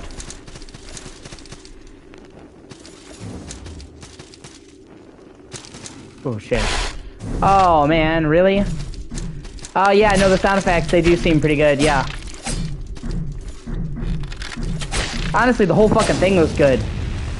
Like, I went from not hearing about it at all to seeing the trailer and being like, what the fuck is this? I need to play this. And then I saw it was coming to Game Pass. I'm like, yeah! The guy was like really stoked, so hopefully it'll be good and match up to the hype, but if it doesn't, I'll have only spent a couple of dollars to get Game Pass to play it, so either way, I'm not really losing. And usually if I really, really like a game and I play it on Game Pass, fuck, I will buy it. Because I want to own it if it's a really good game. That's what people don't seem to fucking understand. They're like, well, this is gonna hurt the sales of the games. Because they're gonna play it on Game Pass and then they're not gonna buy it. Yeah, no. That's literally couldn't be further from the truth. Microsoft has even shown studies and stuff they've shown, taking consensus, that the vast majority of people who played a game on Game Pass and liked it wound up buying it. So it didn't hurt the sales of the game.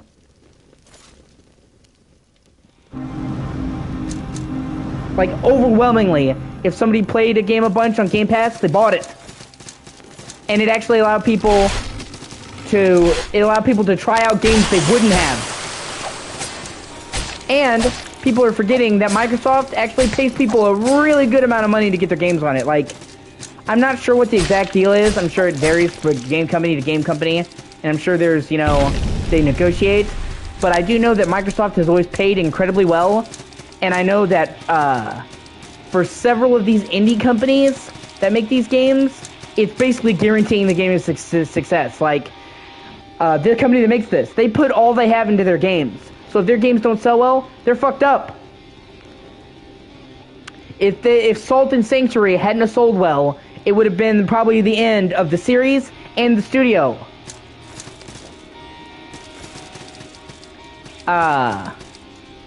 So when Microsoft takes a game and puts it on Game Pass, up front, they give them a bare minimum amount of money, and usually it's a lot of money. They're very generous with their money. That's how they get so many people to do Game Pass. So, for a lot of these indie companies that are smaller, the money that Microsoft gives them for Game Pass is usually the money it took to make the game. Or that, so it guarantees them success. Like, even if the game didn't sell, Microsoft has given us enough money, we're in the green. Like, it's almost like a no-fail guarantee for these indie companies. Oh shit, the untouched Inquisitor. So Microsoft pays them so well that even if the game, nobody did buy the game, they're good to go. So really, for an indie developer, it's a can't-lose situation. Oh my god, I agree. Stalker 2 looks fucking insane. I remember they showed pictures of it the other day, like new screenshots, and they look fucking awesome. That is... Oh god.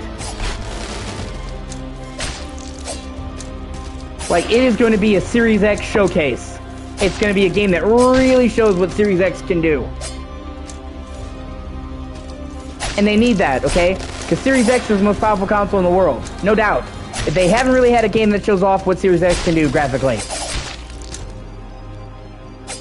Even Halo. I liked Halo Infinite.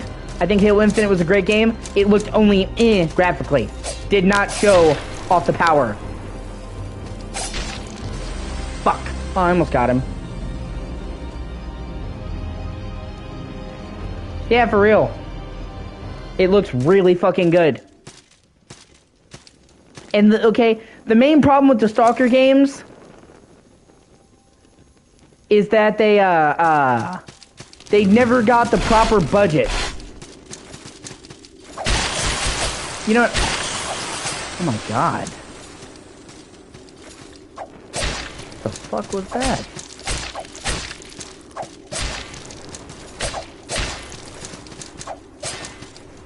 Oh my god, no. Ugh.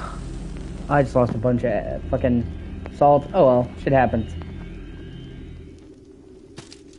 But the problem with the Stalker games is that they were trying to make a very, very ambitious games on a shoestring budget. And that's why a lot of the Stalker games are a love-it-hate-it thing, because they are really good, but they're really buggy. And you have to deal with a lot of rough edges.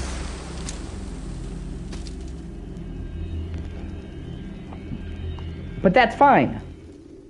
You know, people put up with it. But now... Yeah, COP. Call of Pripyat. Now, however, this is different because they have Microsoft's money. So for the first time ever, they've been able to make a Stalker game with big-ass AAA funding. Now they have the passion and the budget.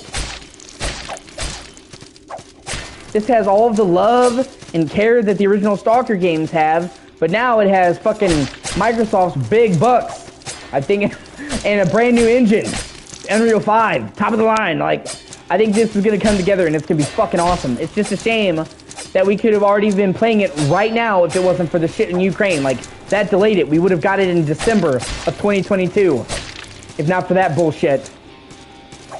And also, some of the development team literally died in the war in Ukraine, which is sad.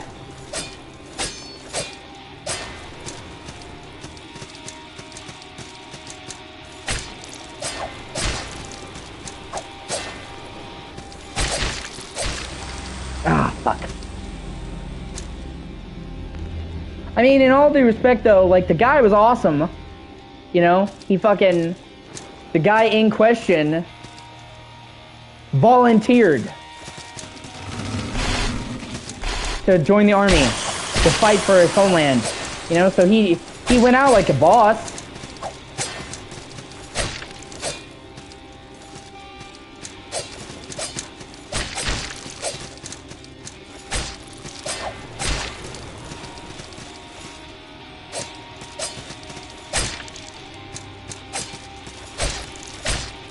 How many fucking game developers can you think of that literally grabbed a rifle and went to the fucking front lines to fight with the army?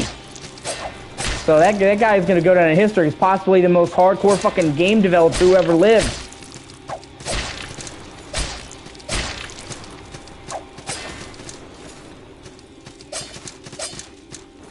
Seriously. And I mean, he wasn't drafted. He fucking volunteered. Like, he could have got a pass. A lot of people in Ukraine got drafted, men, but he was a game developer making a lot of money, so they were gonna let him stay out of the war, and he fucking volunteered. That's fucking dope. That takes a lot of balls, for real. So, hopefully, you know, they make sure to finish Stalker 2 and make sure it's good to honor his memory. Ah, fuck. That's the important thing to do.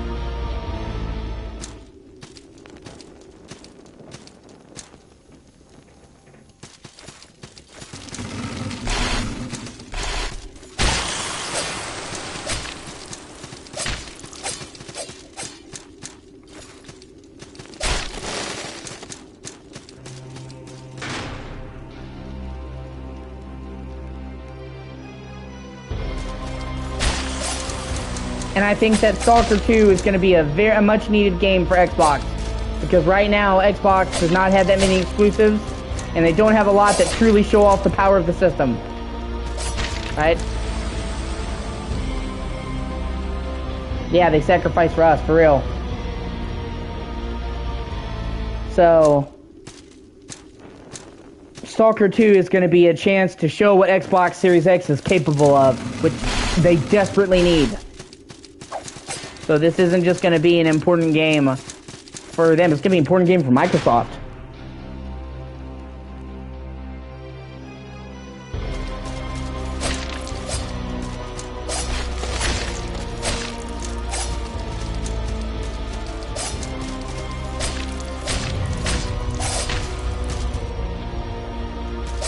And I agree, this can be a rough world.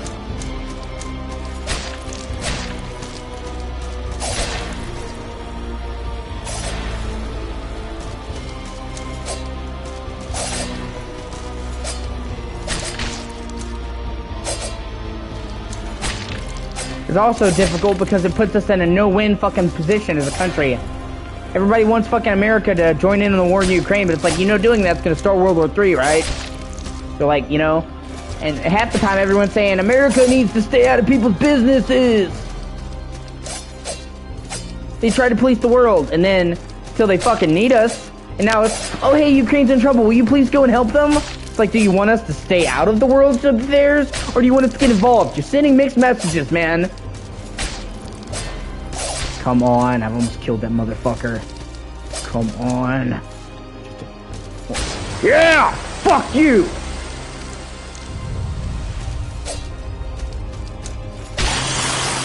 Yeah, that is true. Well, blame that one on fucking Putin. They estimate that Putin has 99% of the wealth of the entire country.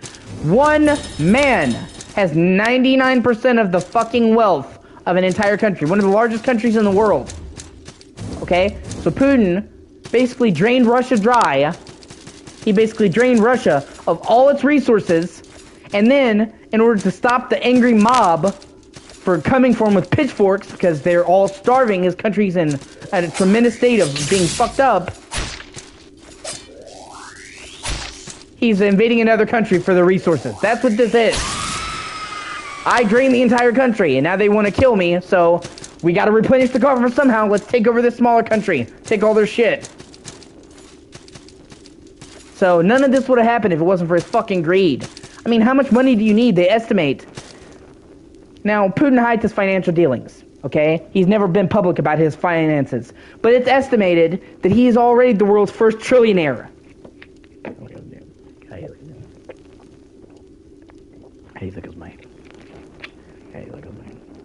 He's the world's first trillionaire. World's richest man.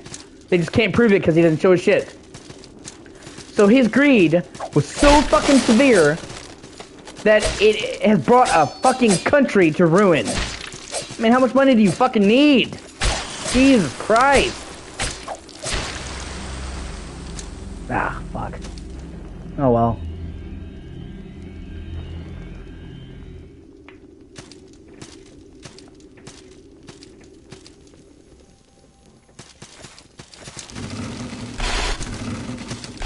I mean, there are so many people that are barely surviving. I know that there are times when I don't eat for days, when I go fucking hungry. And then this guy has fucking billions of dollars, and he decides, well, you know, that's not enough. And drains the whole fucking country. Just like the thought of one person draining an entire country dry. An entire country is insane. I mean, you know, people talk about Jeff Bezos, Bill Gates, yada yada yada. And they may have their faults, but at least they never drained an entire country bankrupt. And then they still weren't satisfied.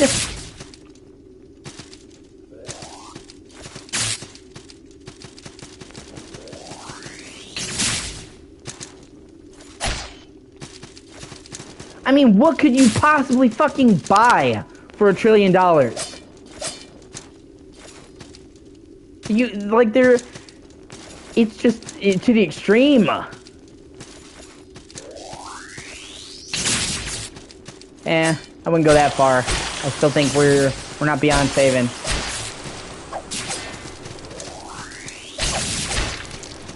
I don't want to wipe out anyone. I just want to live in peace. Fuck, of course I did. Fuck. I'll get him. That's all I want to do is just to live in peace, away from people. People say, you know, they care about the world. I don't really care about the world. I don't wish the world ill, but I don't care about the world. I care about a small circle of people in my life, and that's it. That's all I have fucking time for. I think too many people get distracted by all this shit, and they lose sight of what's right in front of them. Worry about you and yours. If more people worried about their shit, and stop trying to worry about other people's shit, the world will be a better place.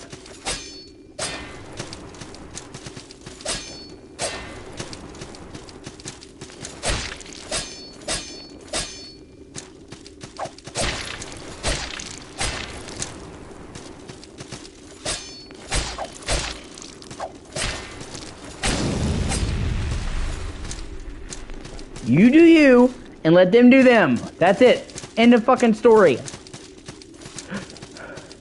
Like, so many problems are born from people just getting into each other's fucking business.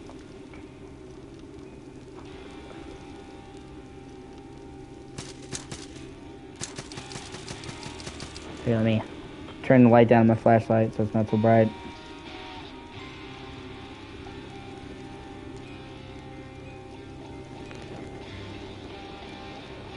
Here, hopefully it's not so bad, because it's fucking with my OCD not having it on. Just worry about your own shit. So many people are worried about other people's shit when they can't even take care of their own shit. You know, like, finish this candy bar before you have another.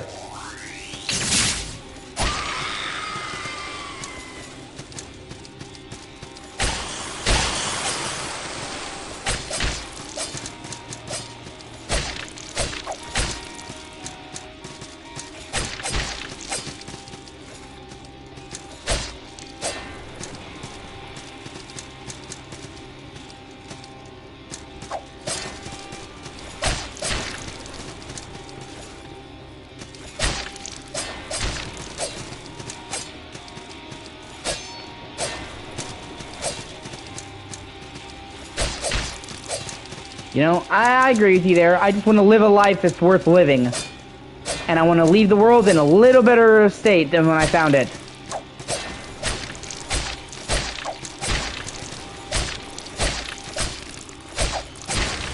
Fuck. That one axe guy is so tough.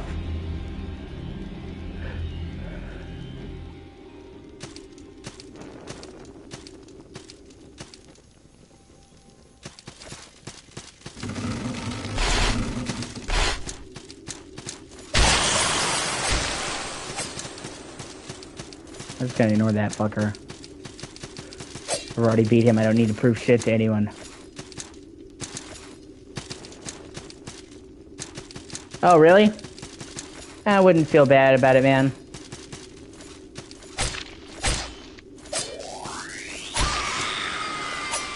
This is literally... like, Like I said, I've played all of these games over and over and over. Like, I play Souls-likes, it's what I do. So I have, like, so much fucking practice with these games. You don't really play these types of games, so you had to get a crash course.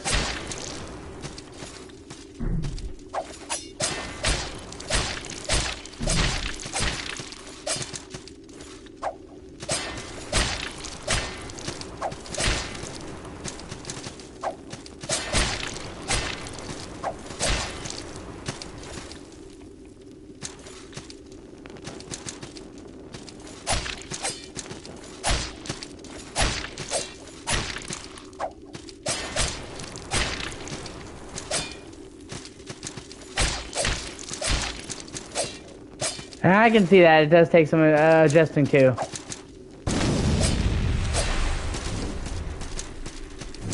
Oh, thank fucking God. I only killed that piece of shit.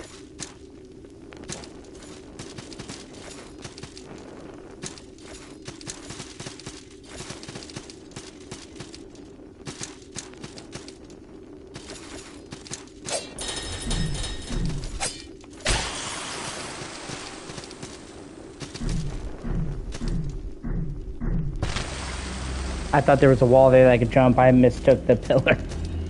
Oh well, I'm right there. I don't give a fuck. I didn't really use any. Out of all of them, I beat Dark Souls the least. Unlike a lot of what other people think, I think that Dark Souls 1 is the weakest one. I'm not that big of a fan of the first Dark Souls. I think Dark Souls 2 is better. I think Demon Souls was better before. I think Dark Souls 3 better. I think every single other fucking game in the series. That's great. I think that every single other game in the series is better. I think that Dark Souls 1 is literally the fucking weakest game in the series.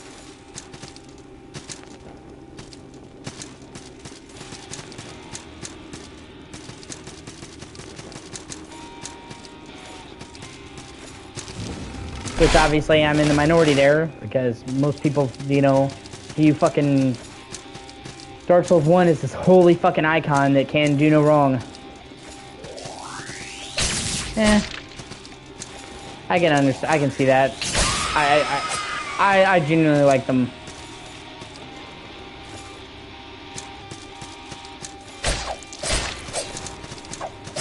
Oh my God, bitch. That's fair, yeah. That's fair.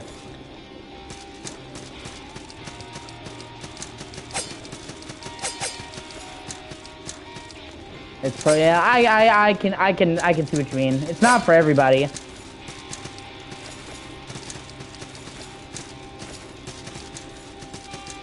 Then again, that's a mistake a lot of people make. They think that everything needs to be for everyone. Every movie has to cater to every audience. Yada yada fucking yada. I don't think that way. At all. You can make a game and not make it for everyone, and that's okay.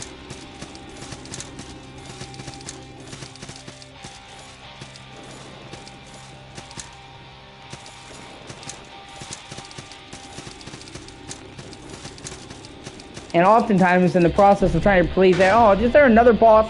Are you fucking kidding me? Seriously? Jeez. Jesus Christ.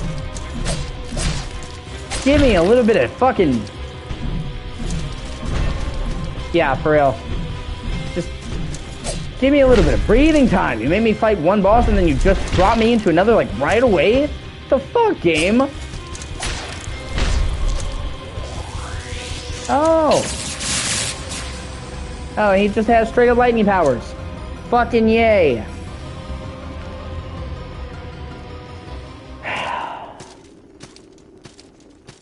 Terrific.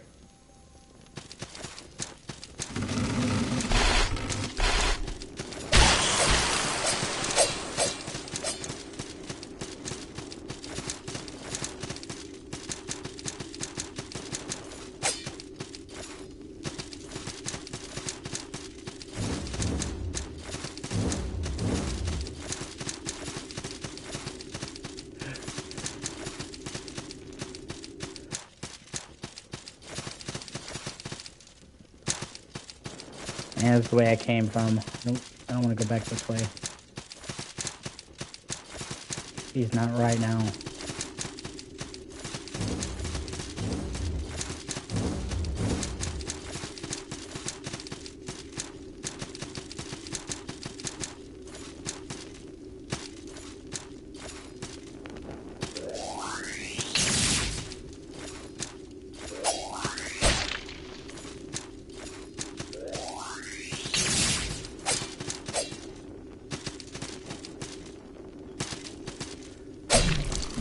Yeah, no, I agree. I love Sekiro. Sekiro is a great game.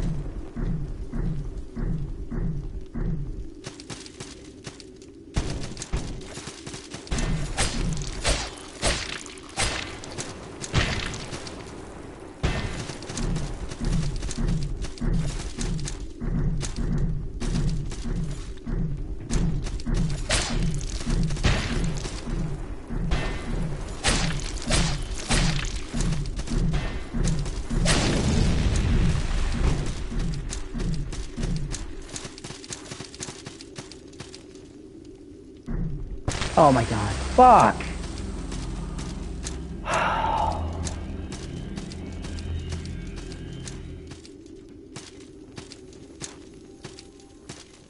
Oh, shit happens.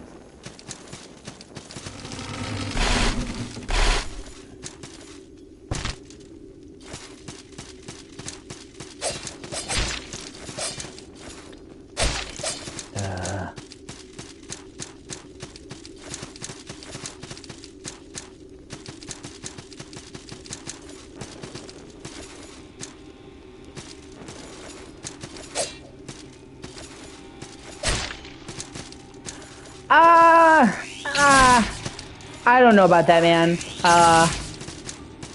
I think it should have been contender, but Metro Exodus also came out in 2019, and I really liked Metro Exodus.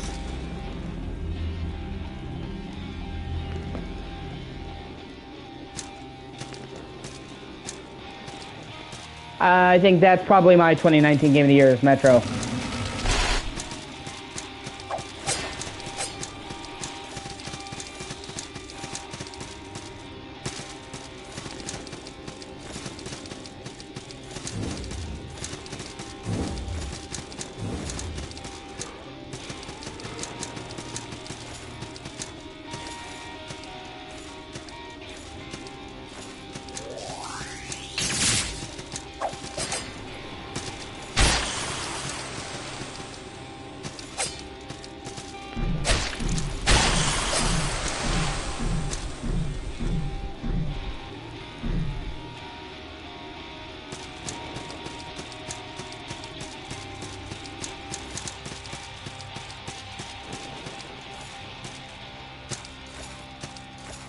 Oh, here we fucking go again.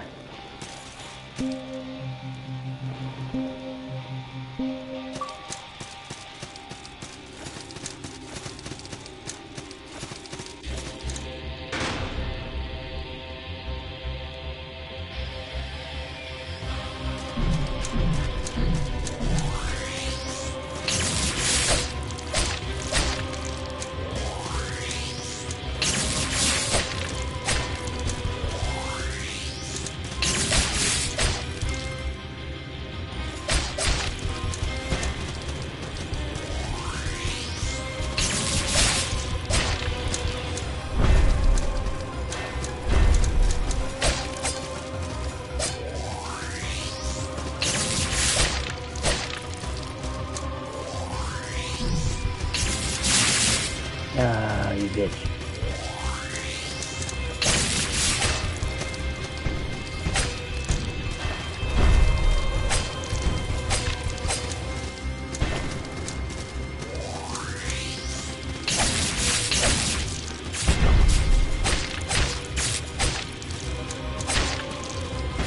Fuck, he got me.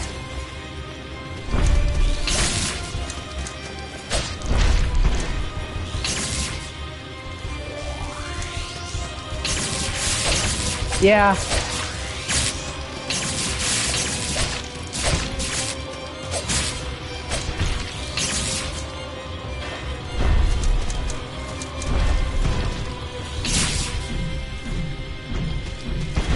No, I see that, definitely.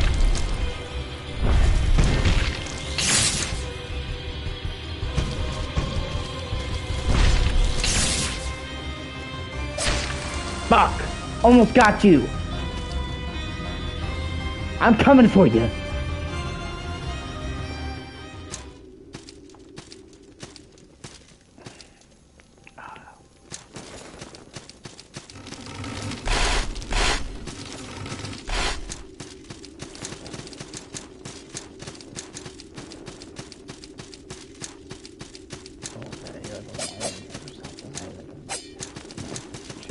And yeah, I agree. It doesn't matter how good a story in a game is. If gameplay sucks, it's just better to watch it like a movie. But I think Metro Exodus had a good story and great gameplay, so...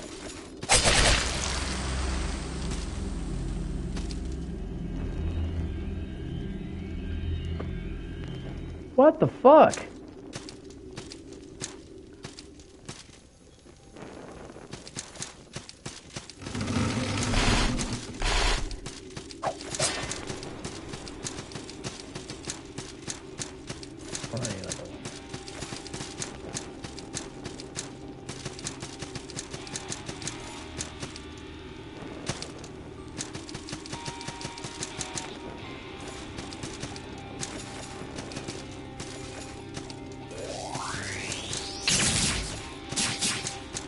Yeah, I agree.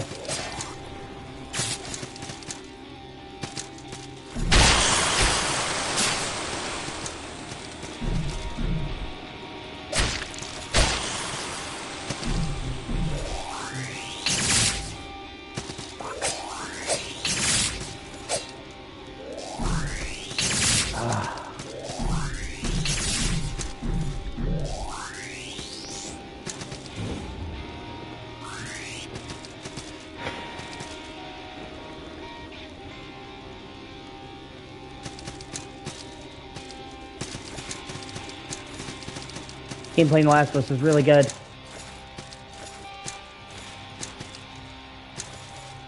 There are people who try to say that it's a walking simulator, and I fucking vehemently disagree with those people.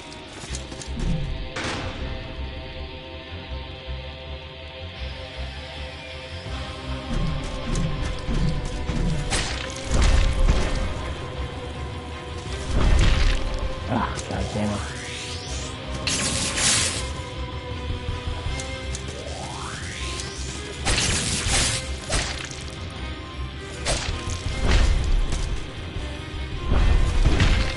Ah.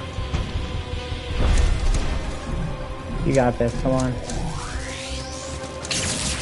I can see that, but yeah, I agree, the gameplay in that was fucking dope. You know they're remaking the first two Max Paynes, right?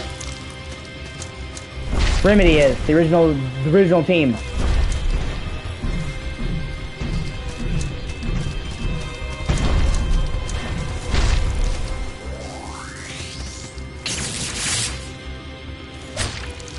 Yeah. They reached a deal with Microsoft.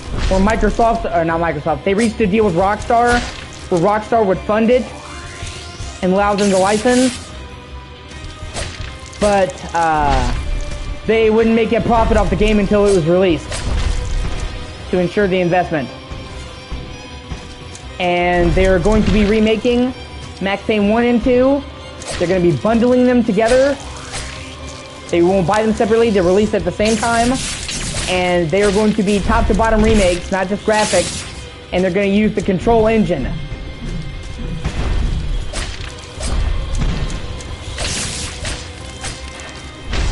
The foundation, so... yeah. And they are going to be PS5 and Series X only. No last gen. So they are going to take full advantage of next gen. And honestly, that makes me really excited because Remedy has always heavily pushed the needle in graphics. They have always shown a huge aptitude for graphics. That's, you know, every single game they make has pushed the technology of the time. And they're going to be making a PS5 Series X only game and with an awesome engine. I'm sure they will, man. It's the original team. Like, I mean, it's Sam Lake. I mean, it's the entire original team. So I don't think they're gonna fuck up their own vision. Like I said, I think this will be awesome. I don't think this is gonna upset anyone, and I'm really fucking stoked because damn it. Oh well. Control had fucking next level destruction. I was tremendously impressed by the sheer amount of breakable shit and explosions and stuff you could get in Control. I mean, you get into firefights that tore places to pieces. I remember there's like a part in Control where there's like a scale diorama of a town, and you could just completely blow it up into a million different pieces and then throw the pieces around. And I'd never seen a game do that. So the fact that they're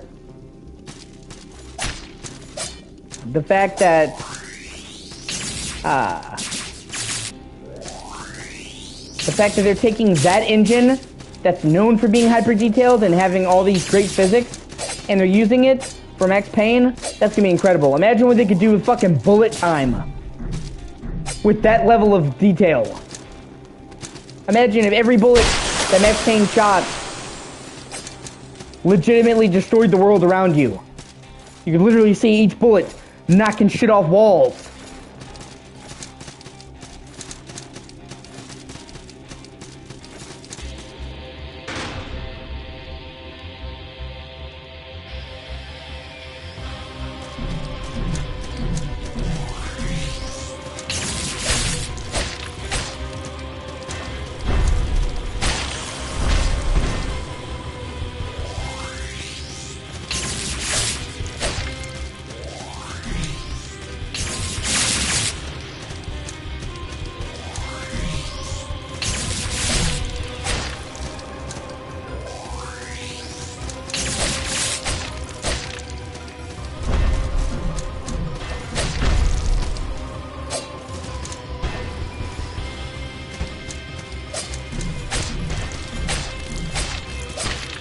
That's fair.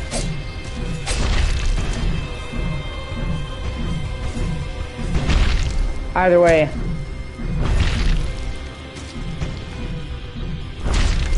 No, I mean, certain things just get to you, man. It's nothing to be ashamed of.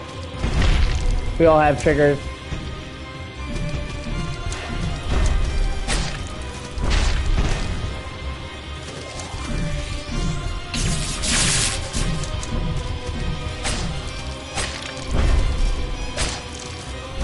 Yeah, Death Stranding has some freaky deaky shit.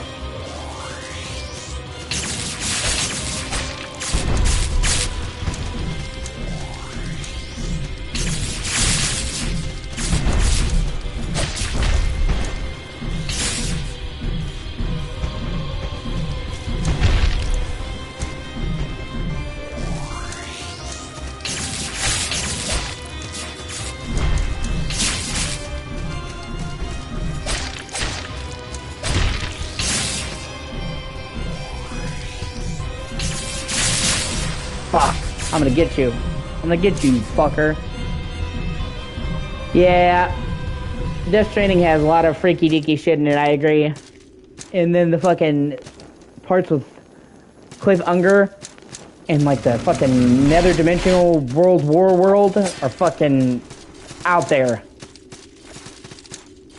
They actually, when they added the director's cut of Death Stranding, they actually added new jump scares deliberately to catch people off guard.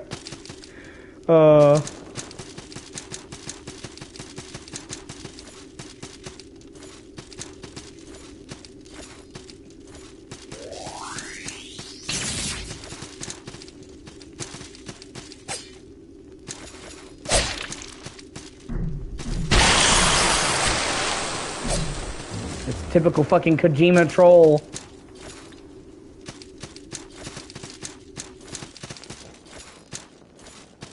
I'm also really fucking excited for the Silent Hill 2 remake. That's something I did not think was gonna fucking happen. And it, once again, using Unreal 5 for Silent Hill, that's dope.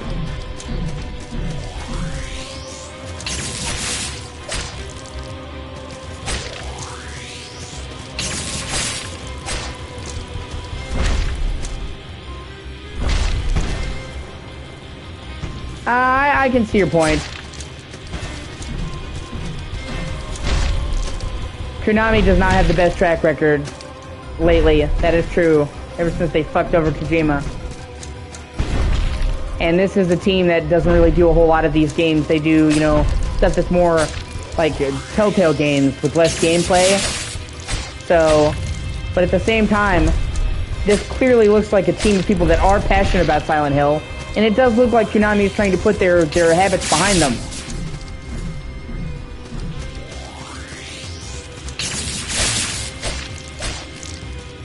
And I will say that everything I've seen so far of the remake looks awesome.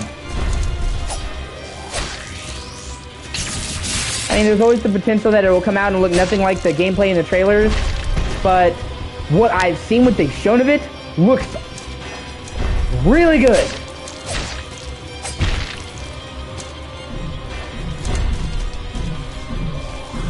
I remember seeing the trailer and being blown away because there's a part where James puts his hand on his face in the mirror in the beginning, and you can literally fucking see the skin on his face distorting and moving as he moves his hand over it, which is some next level detail.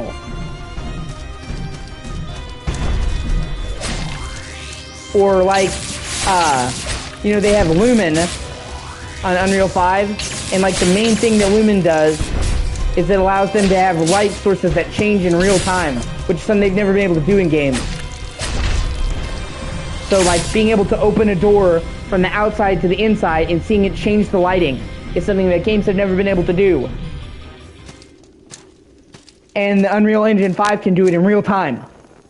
And in the trailer for Silent Hill 2, you can literally see as James opens the door to the bathroom, light spilling into the bathroom.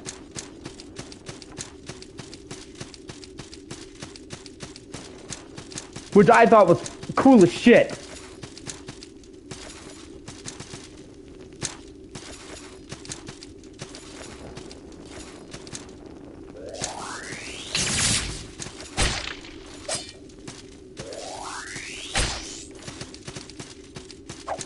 It's also good because there were parts of Silent Hill 2 that haven't aged well. They can, you know, improve.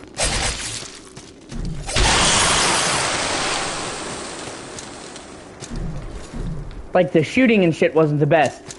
I don't expect them to turn it into an action game, but some of the shooting and the melee attacks could definitely be tightened up today to match today's standards.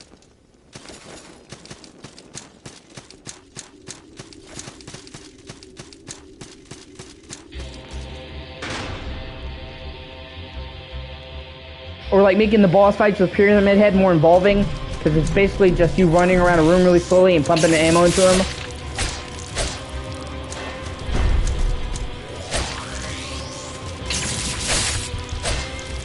Yeah, no, that would actually be a wise idea for them to do that. Hopefully they will. I mean, they did for the Resident Evil remake.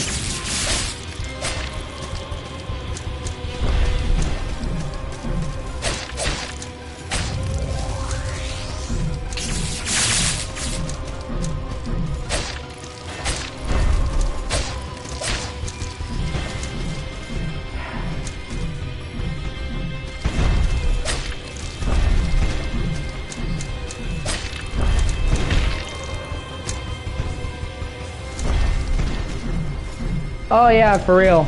Horror gaming especially is kind of going through a renaissance right now. I remember there was a long time where horror gaming was just fucking dead.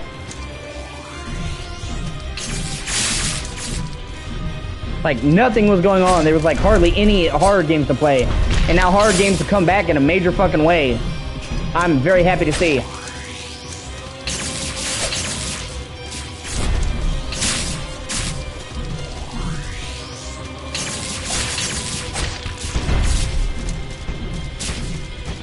Yeah, exactly.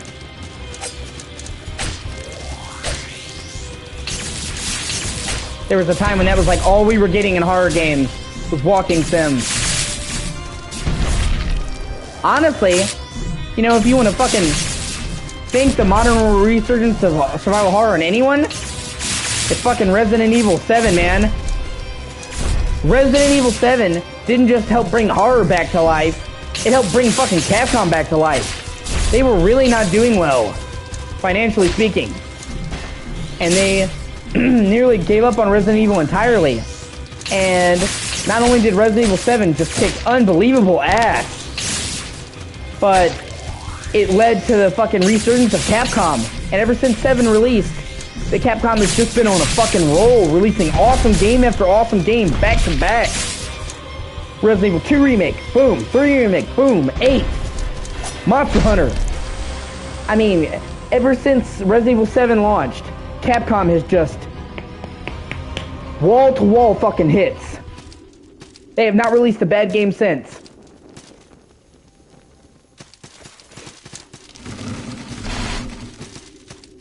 And people follow Capcom's example. So, I mean, I can honestly make the case that Resident Evil 7 helped fucking revive the entire horror industry in games. Which is funny because, you know, it's a game series about zombies that help bring the horror franchise, horror games back from the dead.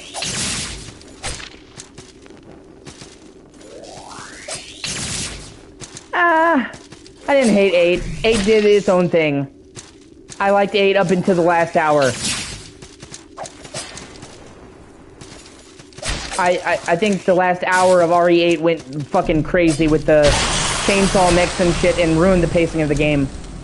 I like like 90% of 8.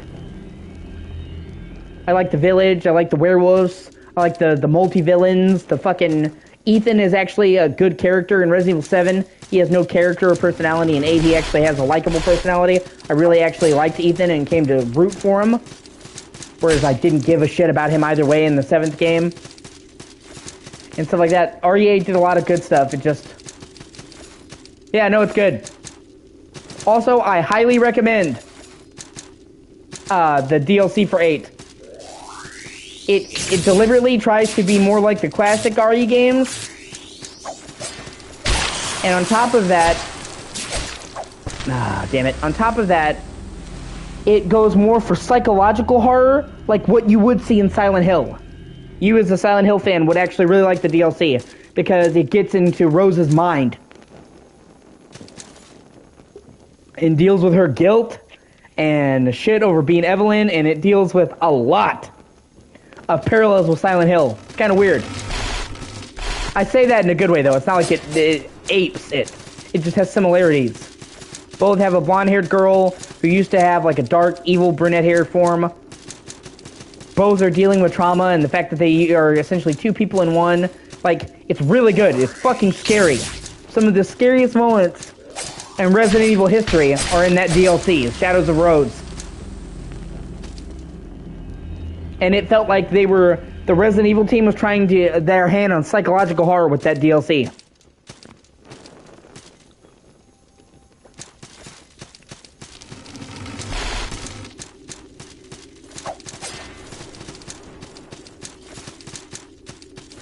I can see what you mean. I agree that Resident Evil 3 Remake definitely did get rid of some of the stuff that I really loved about the original. I kind of loved in the original game how Nemesis is always chasing you, and then they fucking made it so in the remake he doesn't chase you at all, like fucking ever, in like maybe one part of the game. And I do think that for everything they added, they took something out.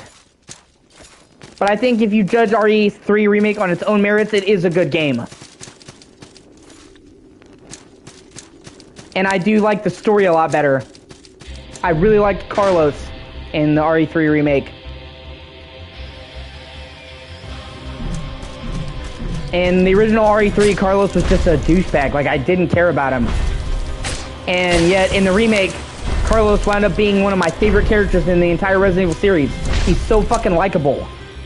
Yeah, the choice system is gone, yeah. I agree. Honestly, my biggest gripe with the Resident Evil 3 Remake is them getting rid of the fucking park. The Raccoon City Park is my favorite area in RE3, and one of my favorite areas in the entire Resident Evil series, and it's omitted. I love that park.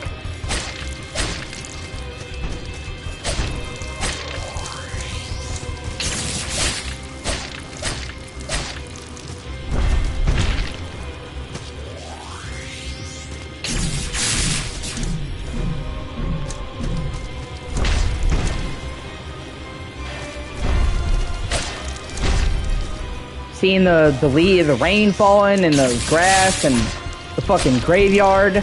I thought it was one of the best areas in the series, and I was hoping that they would have made that area bigger in the remake, and instead I was really upset to hear that they didn't include it. Like, I mean, they didn't include the clock tower either.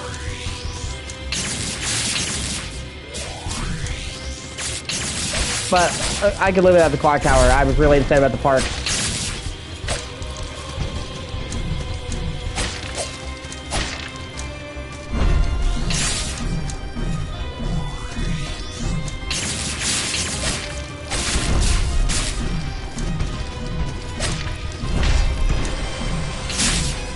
I do agree with what you're saying. They definitely did to take something away for everything they added. So it wasn't like an upgrade, it was like a side grade. But I don't think it's a bad game, and I think on its own merits it was good.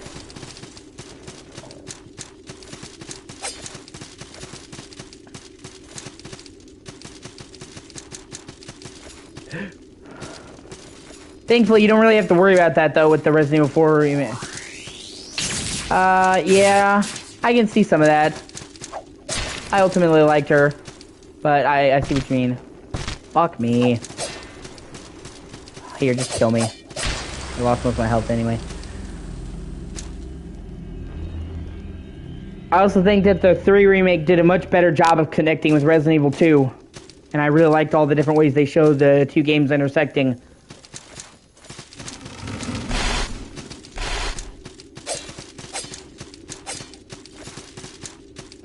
Thankfully, for the Resident Evil 4 remake, you don't have to worry about that, though, because it's made by the team that did the Resident Evil 2 remake, not 3. So, whatever concerns you worried about them, you know, I would put that to rest, because it's the same team. That's true. I can see what you mean.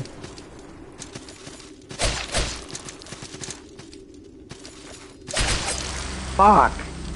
Those fucking phantom bitches.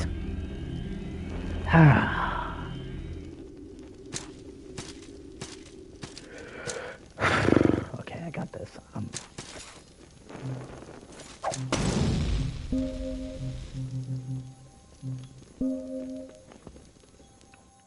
Okay.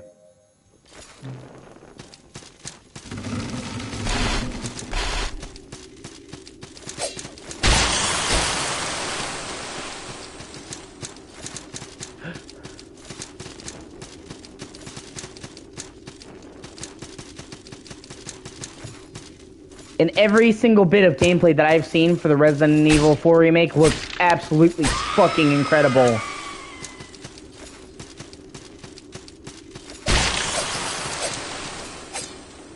Damn it. Yeah, that's fair. Graphics don't make it mean shit. If gameplay is not good, then the graphics...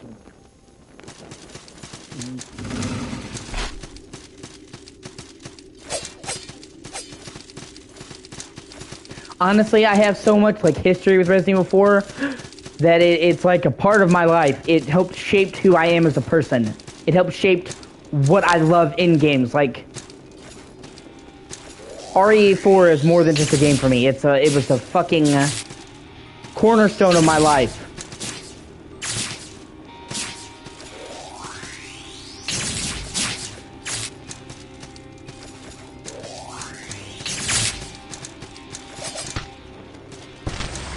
Well, I can, you know, maybe if you don't like the direction the series went following 4, I can see that, but you can't really blame that on 4.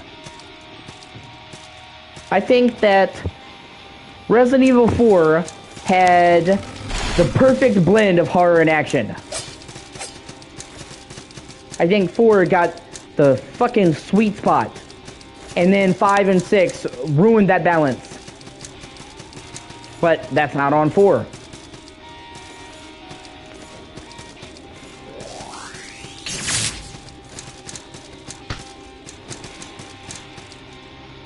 And so what they're doing with the remake of 4 is they're taking the gameplay and the action of 4 and they're keeping it, they're making it better, and then they're adding more horror with it to go with the horror that was already there. It's like, the best way that I could describe it from the gameplay footage that I've seen is like they're taking the best parts of Resident Evil 4 and the best parts of the RE2 remake, and they're melding them together to be this amazing mixture of old Resident Evil and new.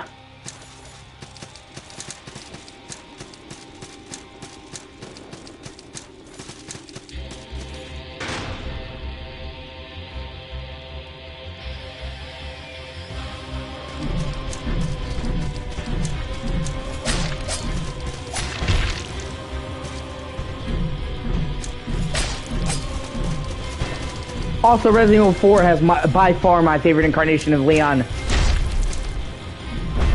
I love RE4 Leon. I don't think there's been a better Leon before or after. I mean, that was fucking peak Leon. Oh no. Ashley. Hasta luego. He was just the right amount of corny and also serious.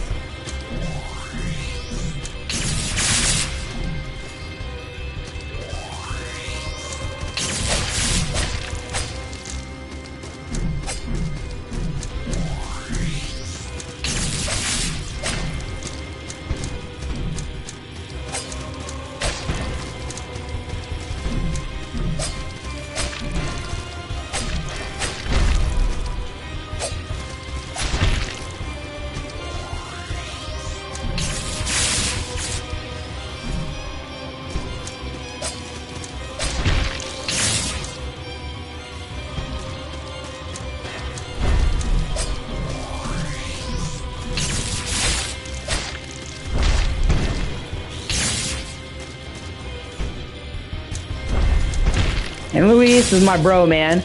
Ooh, it looks like the president has equipped his daughter's ballistics.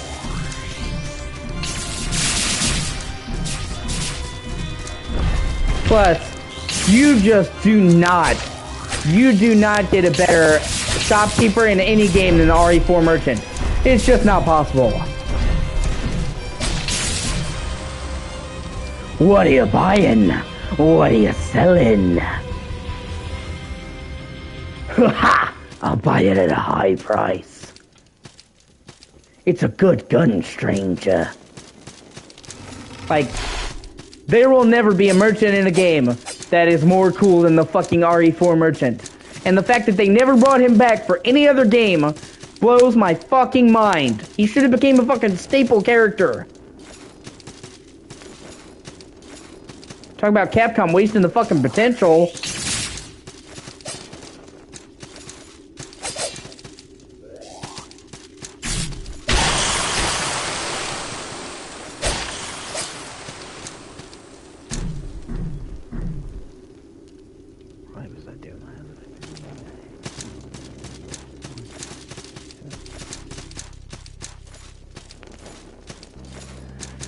I can't remember. I remember how fucking. Yeah, I mean, that's fine. There's nothing wrong with the uwu and the RR, but at the end of the day, the fucking RE4 merchant is a straight fucking G.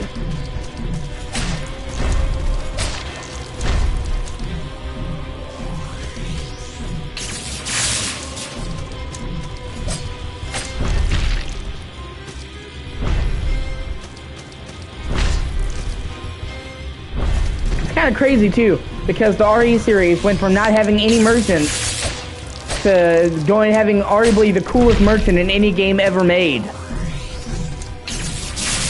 So it's like they didn't do merchants, even in Devil May Cry, they, you know, had the statue didn't have a personality, and then they finally did a merchant, and they just knocked it so far out of the fucking park.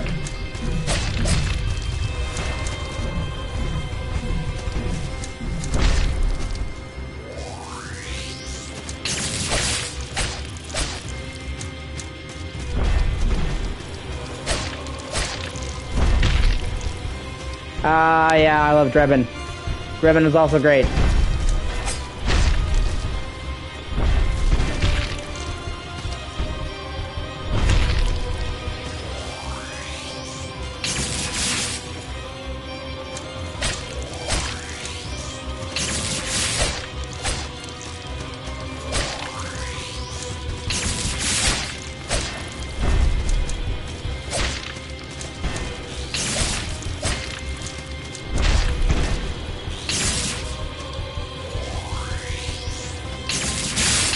Ah, you bitch. Alright, dude, I'm gonna take a break and probably play a different game because I'm bashing my head up against the wall. If you want to watch me play that, you can. If not, I appreciate you watching me this entire time. I hope you have a good one.